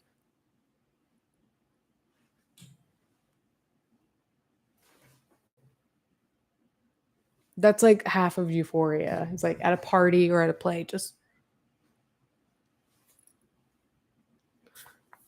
if anybody's listening on audio, which I don't know if you are, I just stared in different directions. Um, Where was I? Lexi reveals that she learned that drugs were a greater comfort to Rue than her friendship was, which is sad.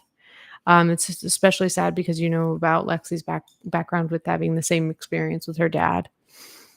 This is supposed to be Lexi's time to shine. I just made a note. I said this is supposed to be Lexi's time to shine, but I think it's Ethan's. I think Ethan really shines in this moment. Perfect reenactment. Thanks. Lexi is talking to Fez, and we're going back in time where she's worried that people will be upset, and realize that it's about them. And then I put in all caps, Suze is loving it. She's entertained. She's proud of Lexi. She's just loving this. And I don't know why all it is. Is it because she's drunk and she just kind of doesn't understand the weight of it and why it's upsetting to people? Or is it because she's self aware enough to not get upset when somebody is emulating her on stage? She's able to laugh it off. Part of me is leaning towards the fact that Suze is a little more with it than she appears on surface level. Surface level, she just looks like kind of like the drunk cool mom, but in actuality, she's way more with it, and I think that she is just far more self-aware than any of these especially these teenagers, and she's not going to get her feelings hurt over Ethan coming in and acting as her. So she's loving it, and she's proud of her daughter for putting something together like this. Fez is getting ready. Faye's helping him. She's trying to help him look nice. And he told Lexi that he's going to be at the front row watching her play. And then we flash back to Lexi and Cassie as kids, and their dad is far too intoxicated to drive.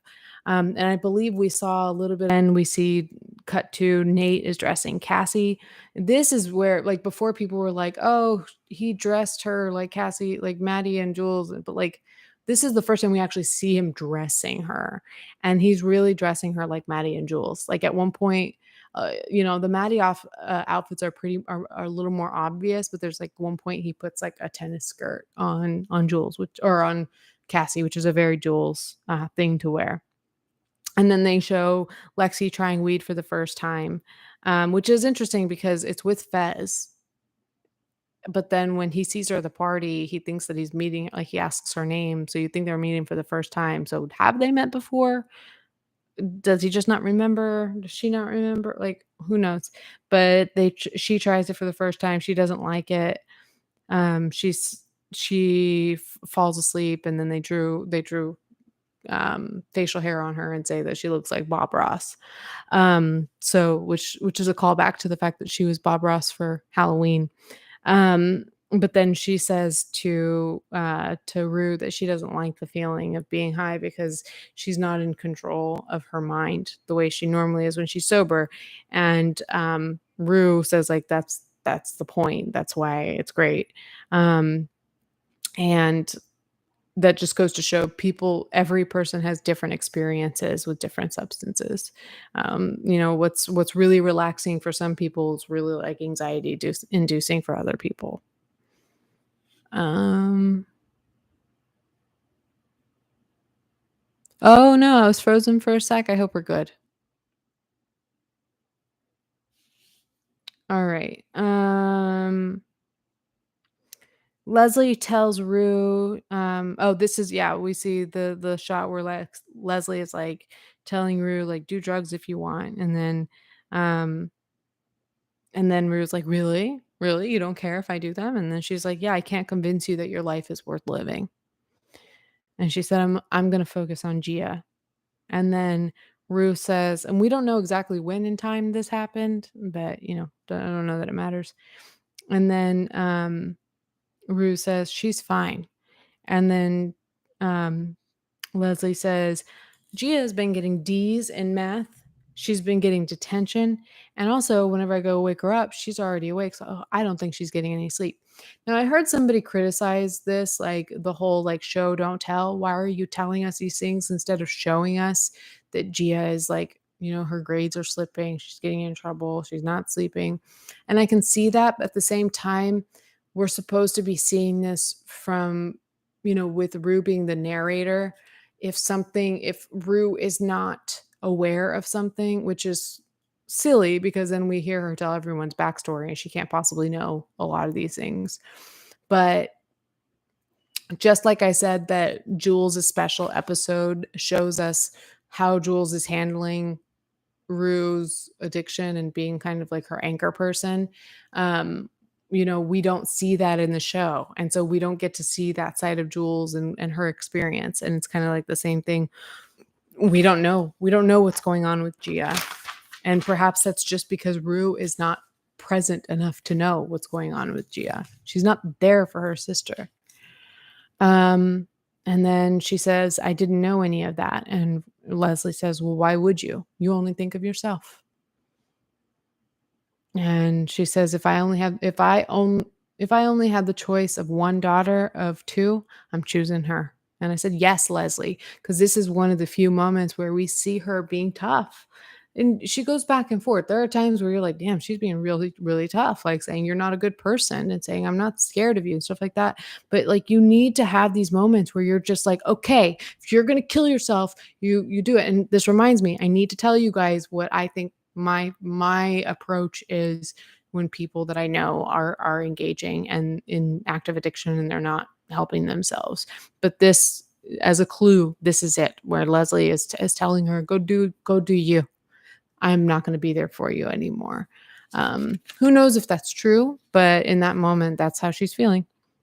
So then we cut to like Maddie talking to Lexi. This is like Lexi talking about like how she's first meeting Maddie, and Maddie says 99% of life is confidence. And the thing about confidence is nobody knows if it's real or not. And I think a lot of people agree that that's true. Try it out sometime. Cut to Maddie is confronting Cassie the day of the intervention. So we're kind of going back to the intervention day. And she's crying, but she's accusing Nate. She's mad at Cassie, but she's accusing Nate for this. And then we see this weird nightmare where Nate's looking in the mirror at the back of his own head, which is it's an allusion to a painting. I don't remember the artist's name, but if I'm not mistaken, it talks about looking in the mirror but not really being able to see inside yourself, not being able to see who you are, not being able to know anything about yourself. And like so basically what we see of Nate is all he sees too. He's not able to know himself any better. But then he turns around and he's holding a glass of champagne and we realize like this is the setting of like the motel and he is Cal. Cal's the one with the champagne. And then, um, I think this is the one I didn't note it, but where Jules walks up. We see somebody walk up to him and hug him, and it's Jules, and she's the one that's, like, holding on to him. I don't know, I think that happened in that scene, but then he's in bed, and he's laying down the way quite frankly, in a lot of these scenes, these love scenes, if you will, I'm using that term very loosely, the way that they push down their subjects kind of like, face forward, he's like that in bed, and it's Cal that's getting on top of him, and then he wakes up from a nightmare. Um, Maddie is, um feeling guilty about having to leave Theo. Samantha gifts her the purple dress. The football players scene. Oh, so we go back to the play, and it's the football players scene. Super sexually charged dancing. Everybody loved it. And when I say everybody, I mean everybody that I've talked to about this play. They love the scene where like Ethan plays Nate, and like they're in the locker room, and it's playing "I Need a Hero," and somebody called it like a really intense like bukkake dance scene or something like that. But it's like super sexual with all the football players. Um, and it's really like Nate, or the character Jake, which is Nate, is really the one that is like that who Ethan is playing, that it's all kind of centered around. So Nate is really uncomfortable and storms out and calls it homophobic, and breaks up with Cassie because it was her sister that put it together. So, last episode. It's called season 2, episode 8, the finale. It's called All My Life, My Heart Has Yearned for a Thing I Cannot Name. Hashtag Water Gang. Fez is preparing to leave. He's in a suit with a bouquet, and a note for Lexi. And I know that so many of us just wish that he could get this note to Lexi, if nothing else. Custer shows up, and he needs to talk because there's something that about regarding Mouse's death that he needs to talk to Fez about. So they're all kind of standing around the kitchen / living room, and he's like, Custer's like, I need to talk to you first before you go anywhere. Faye drops a glass in order to duck down and tell Fez, like, because we assume that the conversation that they're having is the police is tapped into that via Custer's phone. Now, there are theories that there's another wiretapping somewhere else. There's like scenes where people saw like Custer like kind of put his hand in like a planter area, but we don't know. It's really subtle. It's possible. And if there was a second wiretapping device that could save Fez, and as we get later into the story, but for now, it's all going through Custer's iPhone. So then, kind of like when Faye stands up, she starts really vocally pinning Mouse's death on Laurie, saying like, your says Custer was the one who you told me that it was Laurie that committed this. Why are you trying to protect somebody who committed a murder? And then as it gets more intense, Ash kind of like jumps out of nowhere, as he does, and stabs Custer in the throat. And the last thing that probably the police heard was Fez saying, "Ash, no." Whew. So that's rough. And then that's a very difficult scene to watch. Um, Fez gets Custer's blood all over his hand. He puts the blood and his fingerprints on the murder weapon. He wipes it of Ash's fingerprints and puts his own on there, and then throws Custer's phone into like a 7-Eleven cup that's got like water in it.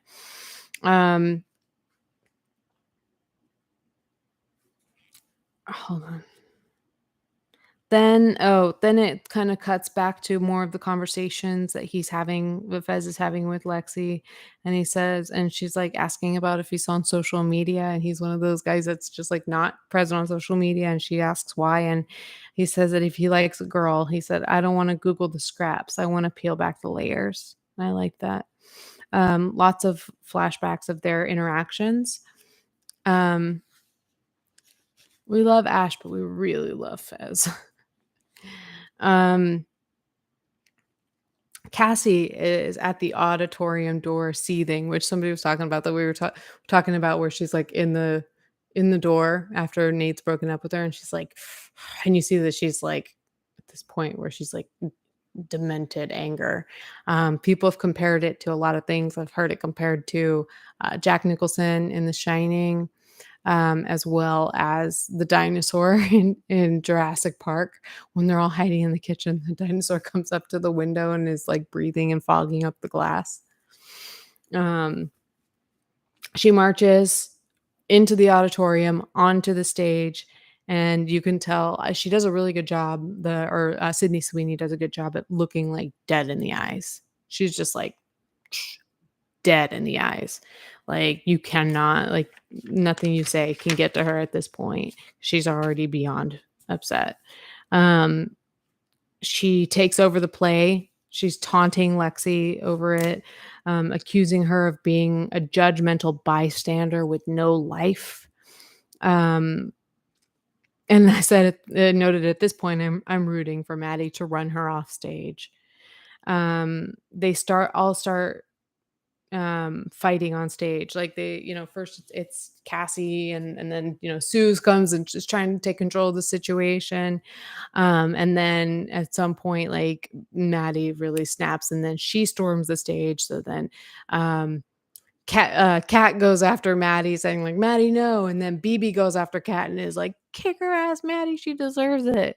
So the whole, slew of girls and it's like this, they're all fighting. And then, like people are like, "Is this part of the play?" And then they run off towards the restroom. And at this point, Bobby, she's like I guess, I don't know what, I'm not a theater person, but she's a person who's like, Lexi's right-hand woman, with the really high voice. Bobby, Susie, and Rue kind of save the play by telling everybody that this was part of the play, and then Rue starts the "Lexi, Lexi" chant to kind of get, the spirits back up. Oh, and I did know I might have said this. I don't remember if I said this on Patreon or what, but my favorite meme, I posted it on Twitter, and I hardly post to Twitter, but my favorite meme was it said, um Suze and Ethan on stage with the play or whatever while the girls are fighting in the restroom. And it's this video of a woman and there's a guy and a girl and the woman is going like this and the guy is like dancing like this. And I was like, yeah, that's Susan and Nathan. Not Nathan, Ethan. Um So then we see Rue at Elliot's. She's thanking him for saving her life, basically.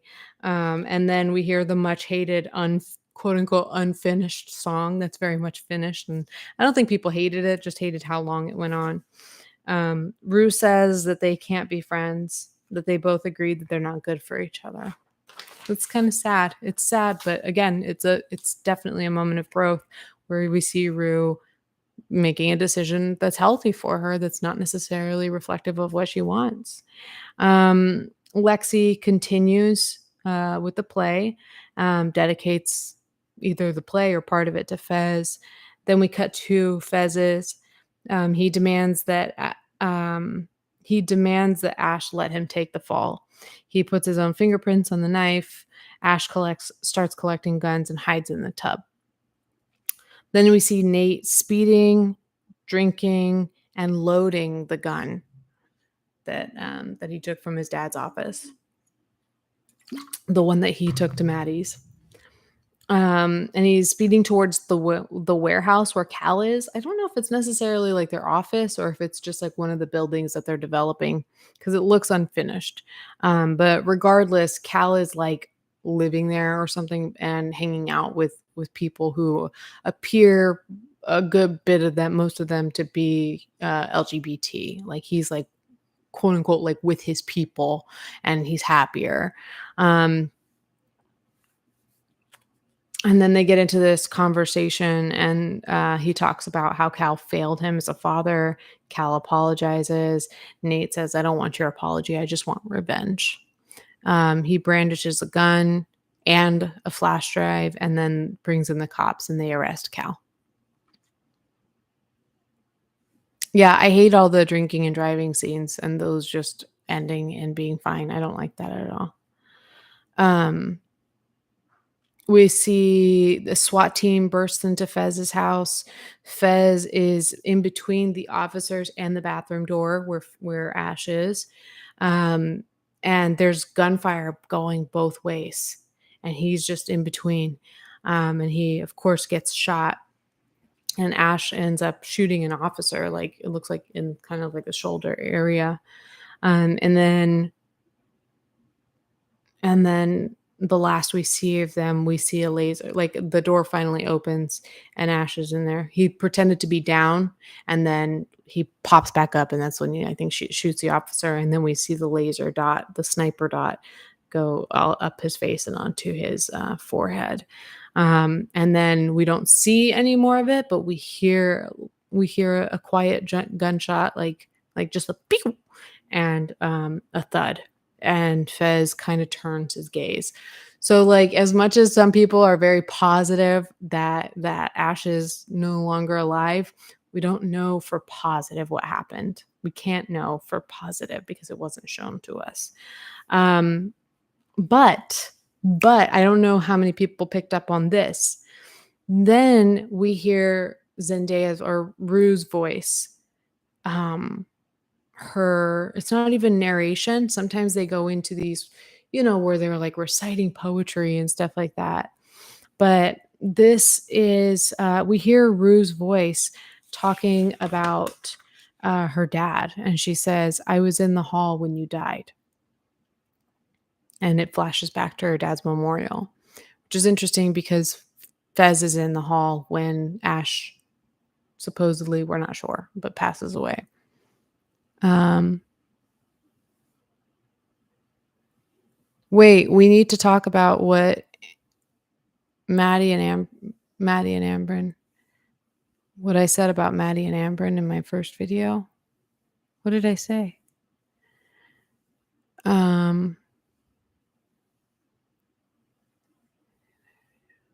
I missed something. Where were we? There's lots of flashes to different scenes. We see Lexi, Susie, and Cassie in the ER after dad has had a bad accident. Then we see a flash of Lexi in the ER, looking at Rue after Rue's had her OD. Um, and she's hugging Cassie, hugging Leslie. Suze says, "I feel like your whole life you've been um, forced." Yeah, I think I feel like your whole life you've been forced to take care of everyone. She says that about Sue says that to Lexi, and I think that's very similar to Gia, which is why I really want to see.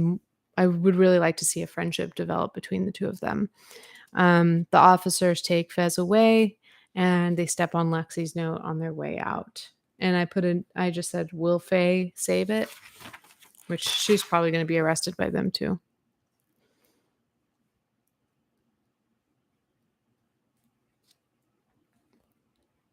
Oh, that I said, she's violent, petty, mean, and Amber, and totally loves her. I don't know if I said that exactly. Don't quote me like that. No, I didn't quite understand the appeal of Maddie. Amber likes her, um, but the second time around, and the more that I've noticed certain things, I've come to like Maddie more. Not completely, but more than I like Cassie. Um, Rue calls Lexi to compliment her play, and this is confusing for a lot of people because she calls Lexi. She asks if they can hang out, um, and I put the note: "Will she become a better friend to Lexi while she's is clean and away from Jules?" But then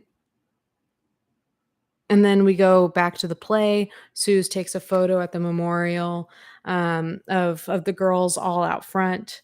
And it's interesting because it's all, it's Lexi, Rue, Cassie, Matt, and Kat, and Maddie and Kat. Um, and like some people are, like, downtrodden, and then, like, Kat's smiling, and, like, Lexi's doing this, and, like, everybody's got different expressions, and I'm just wondering, is that, like, a universal thing with funeral pictures?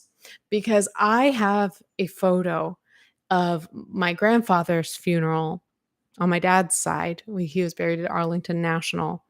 And my ex, who passed away, he and I went to that funeral, and my mom took a picture of us, like, right after the, like, actual, like, burial portion of the ceremony. They My mom took a picture of us, and so there's and it's on Facebook somewhere, not that you can find it 'cause all of my shit's private, but I'm, like, crying. So in the picture, I'm like, and my ex is smiling for the photo. So I'm just wondering, like, is this common? Is this common for funeral photos to be like people are not ready, like half the people are smiling, half the people are just like, no? Um, I don't know. Maddie may be meaner than Cassie, but the fact that she's more straightforward and not so sneaky and at least stands up for what she believes makes me what I like her more is that she at least yeah, she at least believes in what she does, whether I agree with those actions or not.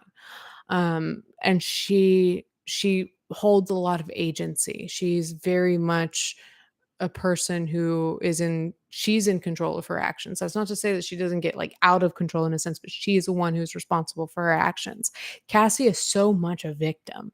She is so herself engaging in behaviors that are, like, bad behavior, and it's always everybody else's fault, and no matter what, like, it'd be one thing if she did the bad thing and owned it and was happy, but she's not happy. She yells at people that she's happier than she's ever been while she's crying.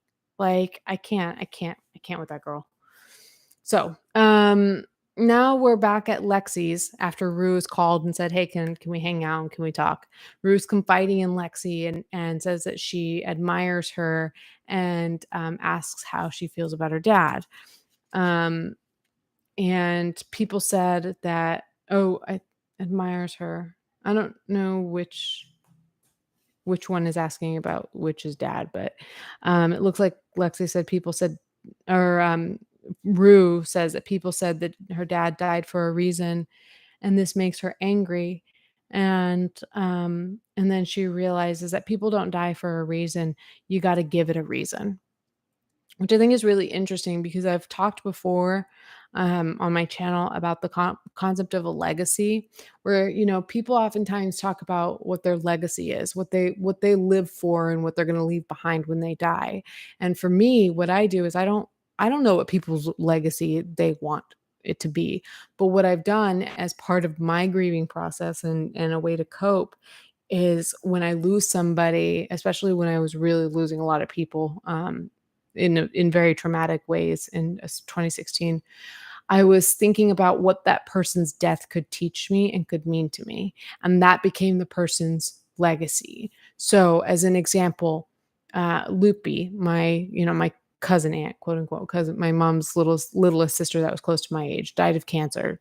2 months from diagnosis, she was dead. But something I knew about her is that she was in good standing with everybody in her life before she went. She, in fact, with a huge family of where some siblings are estranged, she said, "Before I die, I want all of my sisters in one room together," which was difficult because you have family members that aren't interacting with each other. But they were able to make that happen. And within like 3 hours of the last sister showing up, then she passed away with a smile on her face. So I took that to mean, like, you always want to be in good standing with those you love. Don't let any bad air linger, blah, blah, blah, blah, blah. Like, that's the sort of stuff I say, blah, blah, blah. Like, it doesn't matter. It matters a lot to me. And then when my brother died, my brother passed away 4 days before my 4-year anniversary. And that was the most traumatic thing I've ever been through. And making it to those 4 days to my anniversary was like, we didn't know, was I going to make it? And I did. And so I learned that my brother's legacy, even though I was struggling at first for a long time to be like, what's his legacy? What's it going to be? I'm like, no, he is showing me how strong my sobriety is. what I can actually get through. So every time you hear me respond to people who are nasty and make postulations about my sobriety, I will say, like, like, or, when people have talked about like the Gabby Hanna hate mob and stuff like that, I'm like, these things are not more important than my brother's death. Doesn't mean go and test my sobriety and see like if you can push me and treat me and mistreat me and all that, because like I'll keep it together. I never know if it's truly going to work out that way, but it's what helps me. So it's interesting that Rue says people don't die for a reason, but you got to give it a reason. Um, let's see.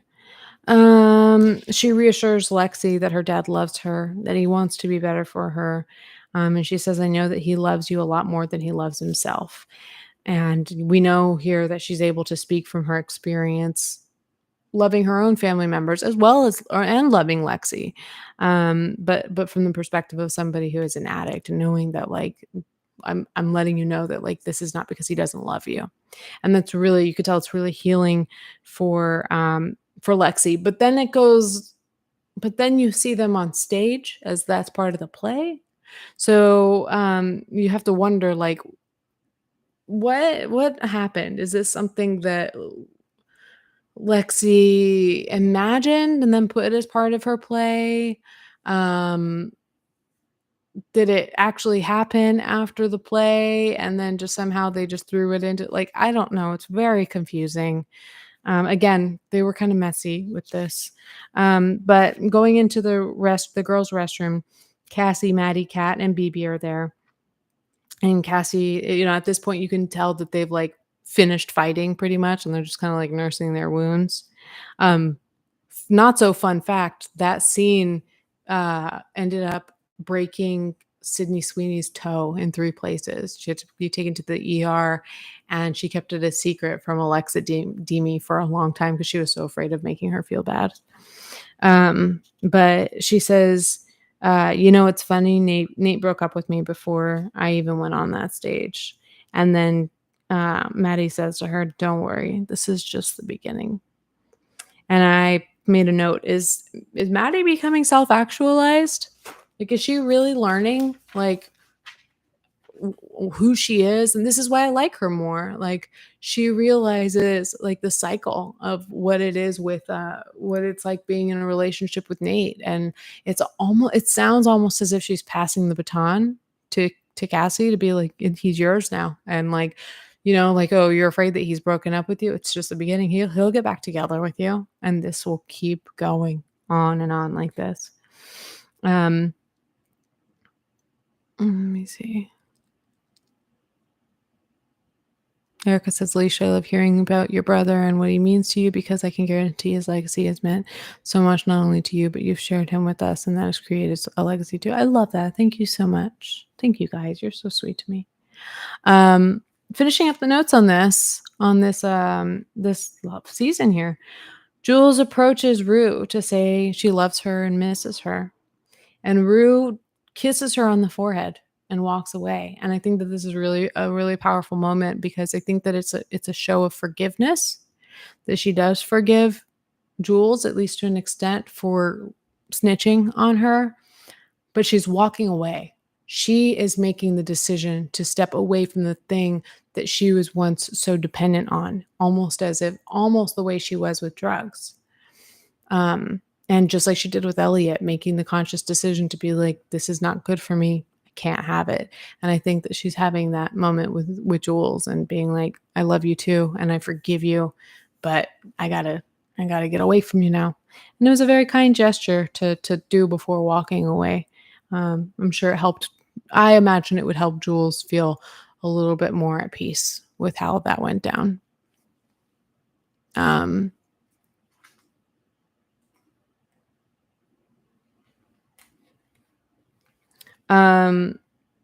so she mentions that she stays clean through the rest of the school year, so we can kind of, everybody's been talking about, we can expect a relapse at sometime after the school year. But she's she's contemplating Ollie's teachings about being a good person. I'd have to go back to see exactly what I meant by that.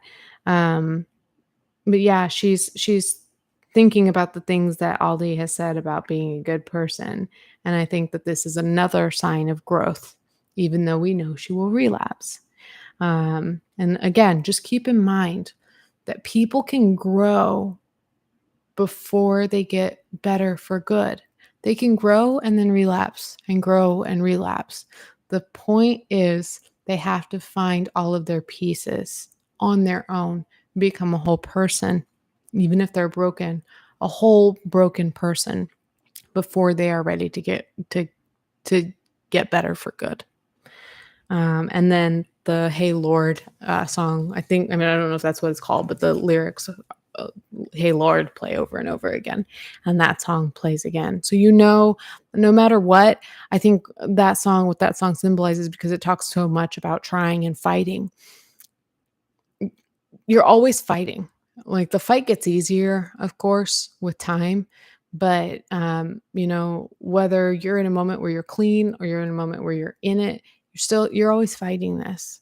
And so, I think that's absolutely the case with Rue, especially being a teenager and dealing with such hard drugs. Like it's going to be a fight, and it's going to be difficult. And kind of to going back to Cat Black's point, hopefully people can start to understand that this off and on relationship.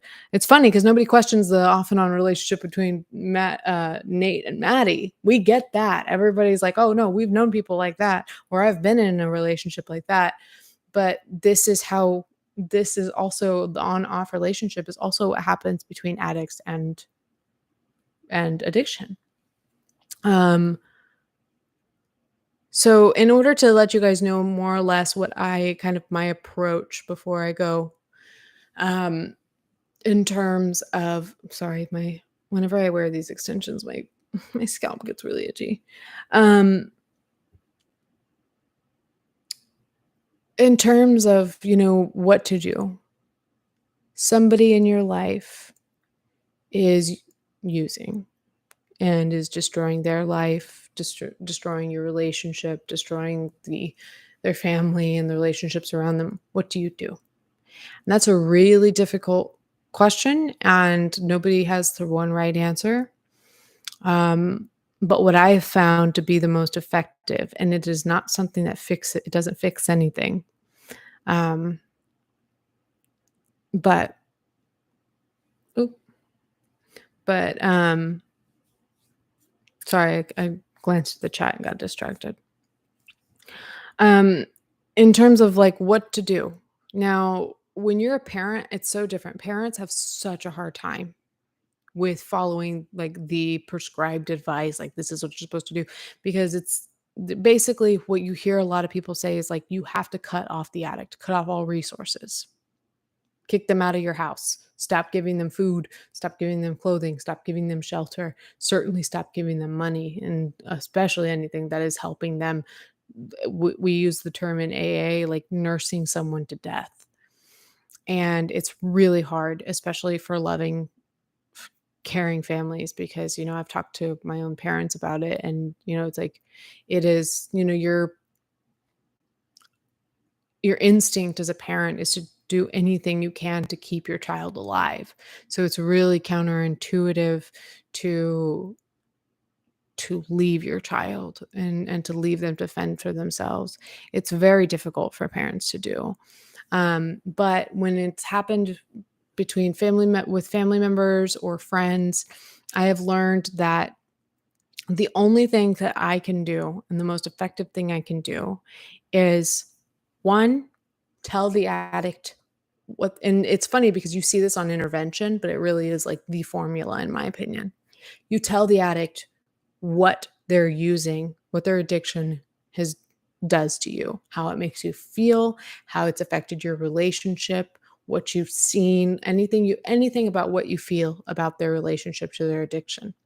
And know that you have every right to say this, to have this conversation. If they can get defensive if they want, but at the end of the day, the addict is destroying lives and relationships, and you have every right to say what you need to say, and you have to say it. You can't just help or leave or whatever and not say what exactly is going on.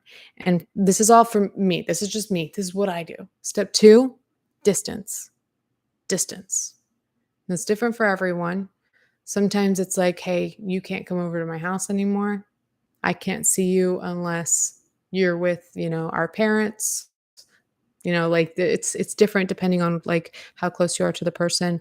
I've had friends where I'm like, "Hey," like, even my best friend, like, I could tell that she, um had relapsed shortly after, like, I relapsed right out of rehab, and then shortly after that, she relapsed, and I could hear it. I could hear it in the way she spoke, and I remember saying, like, "I can tell that you've got some unfinished business. You've got some things that you need to finish doing before we can continue being friends." And she called me every name under the under the book, every name in the book.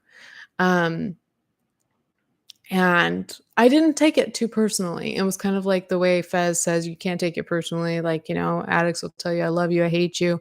All depends on if they're in active addiction, they will say whatever say to service them in that moment. And when you call somebody out who's in it, they often don't take it great. They don't take it great most of the time, but you can't take it personally because that's how this works. It's how it works. If it's mathematical and I can tell you with a certain degree of certainty that they will cuss you out, call you names, insult you, blah blah blah, then that goes to show you that, like, it is not personal. Of course, these things are still going to feel personal to a degree, but not everybody does. I've had people just say, "Okay, I understand," and then, kind of step away. But at the end of the day, it is being honest with them and also cutting off resources. And I've never been in a situation, well, yes, I have been in a situation where I was basically paying for somebody and providing them a place to live, and that was RJ. And I finally had to let him go. And that was the day that his drug dealers were there. And then I didn't even have a proper breakup talk with him. I didn't even have a fight with him. He came downstairs and I said, "Your dealers went that way. You better run that way." And he ran and he left, and we were never together. I saw him briefly as his parents were picking up his stuff and taking him off to rehab. And then I saw him, and then I would see him around my neighborhood. And that was one part of living in DC that was really unsettling. But yeah, I had to cut him off completely. In other situations where it's just been somebody who I'm not taking care of, but it's somebody that I love, all you can do is, when you talk about cutting off resources, your friendship, your companionship is a resource. And that is a privilege to be a companion of yours, to have access to that either that friendship, that closeness. And so that is a resource. It is love and comfort and all of that. That is a resource to anybody, including an addict. And so if you cut that off, and the whole point, in my opinion, is because addicts need to experience consequences before they get better.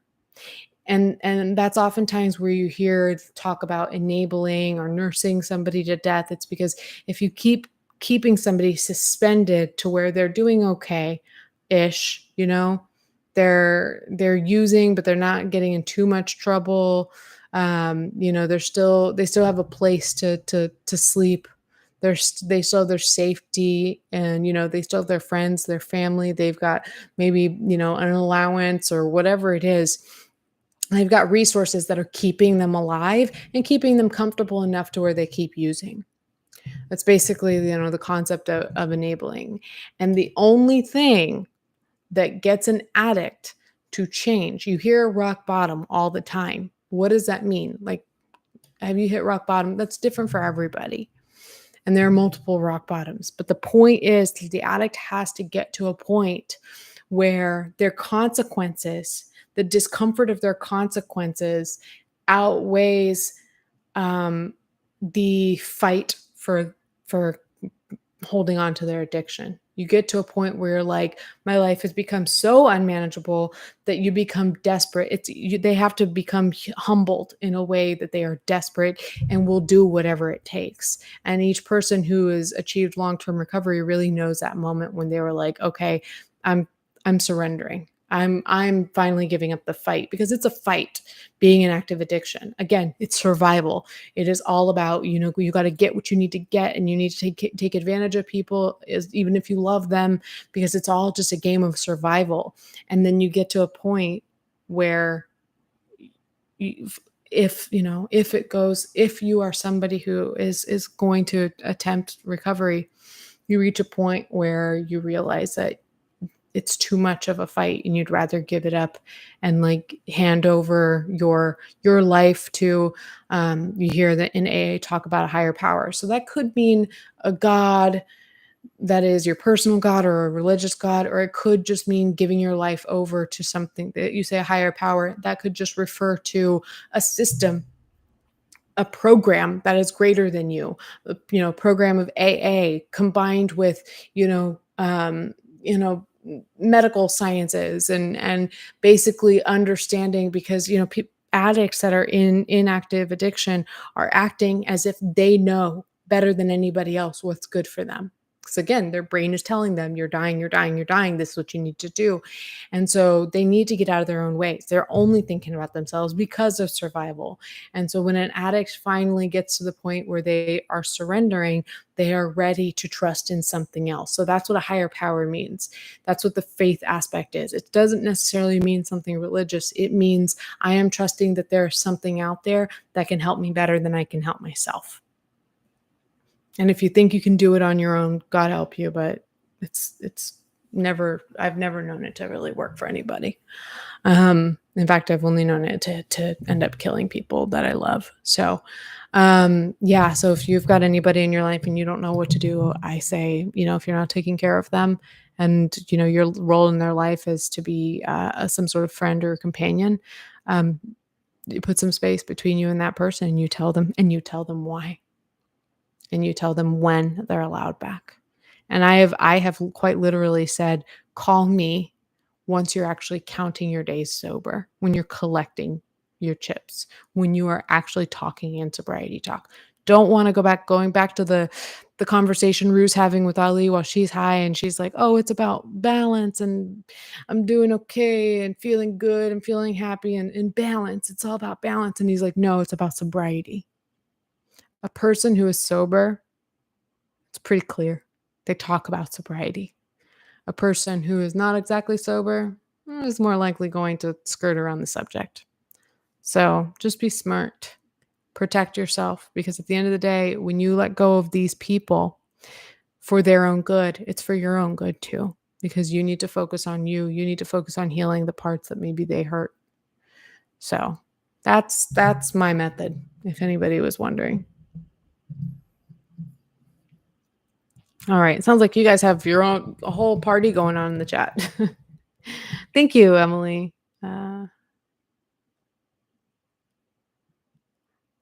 Yeah, I don't know that I don't have thoughts on the song. This is me trying. I don't know that song. Um yeah. But yeah, that's Euphoria, guys. That's a wrap on Euphoria seasons 1 and 2. Ooh, that was a lot. That was sure was a lot. But it's, like I said, it's got its flaws. It was messy this season, but I really I love the show. I love the show. I have such a deep appreciation for it, and the characters, and how the show depicts addiction. I think that is what they do the best, and so I'm so looking forward to season 3.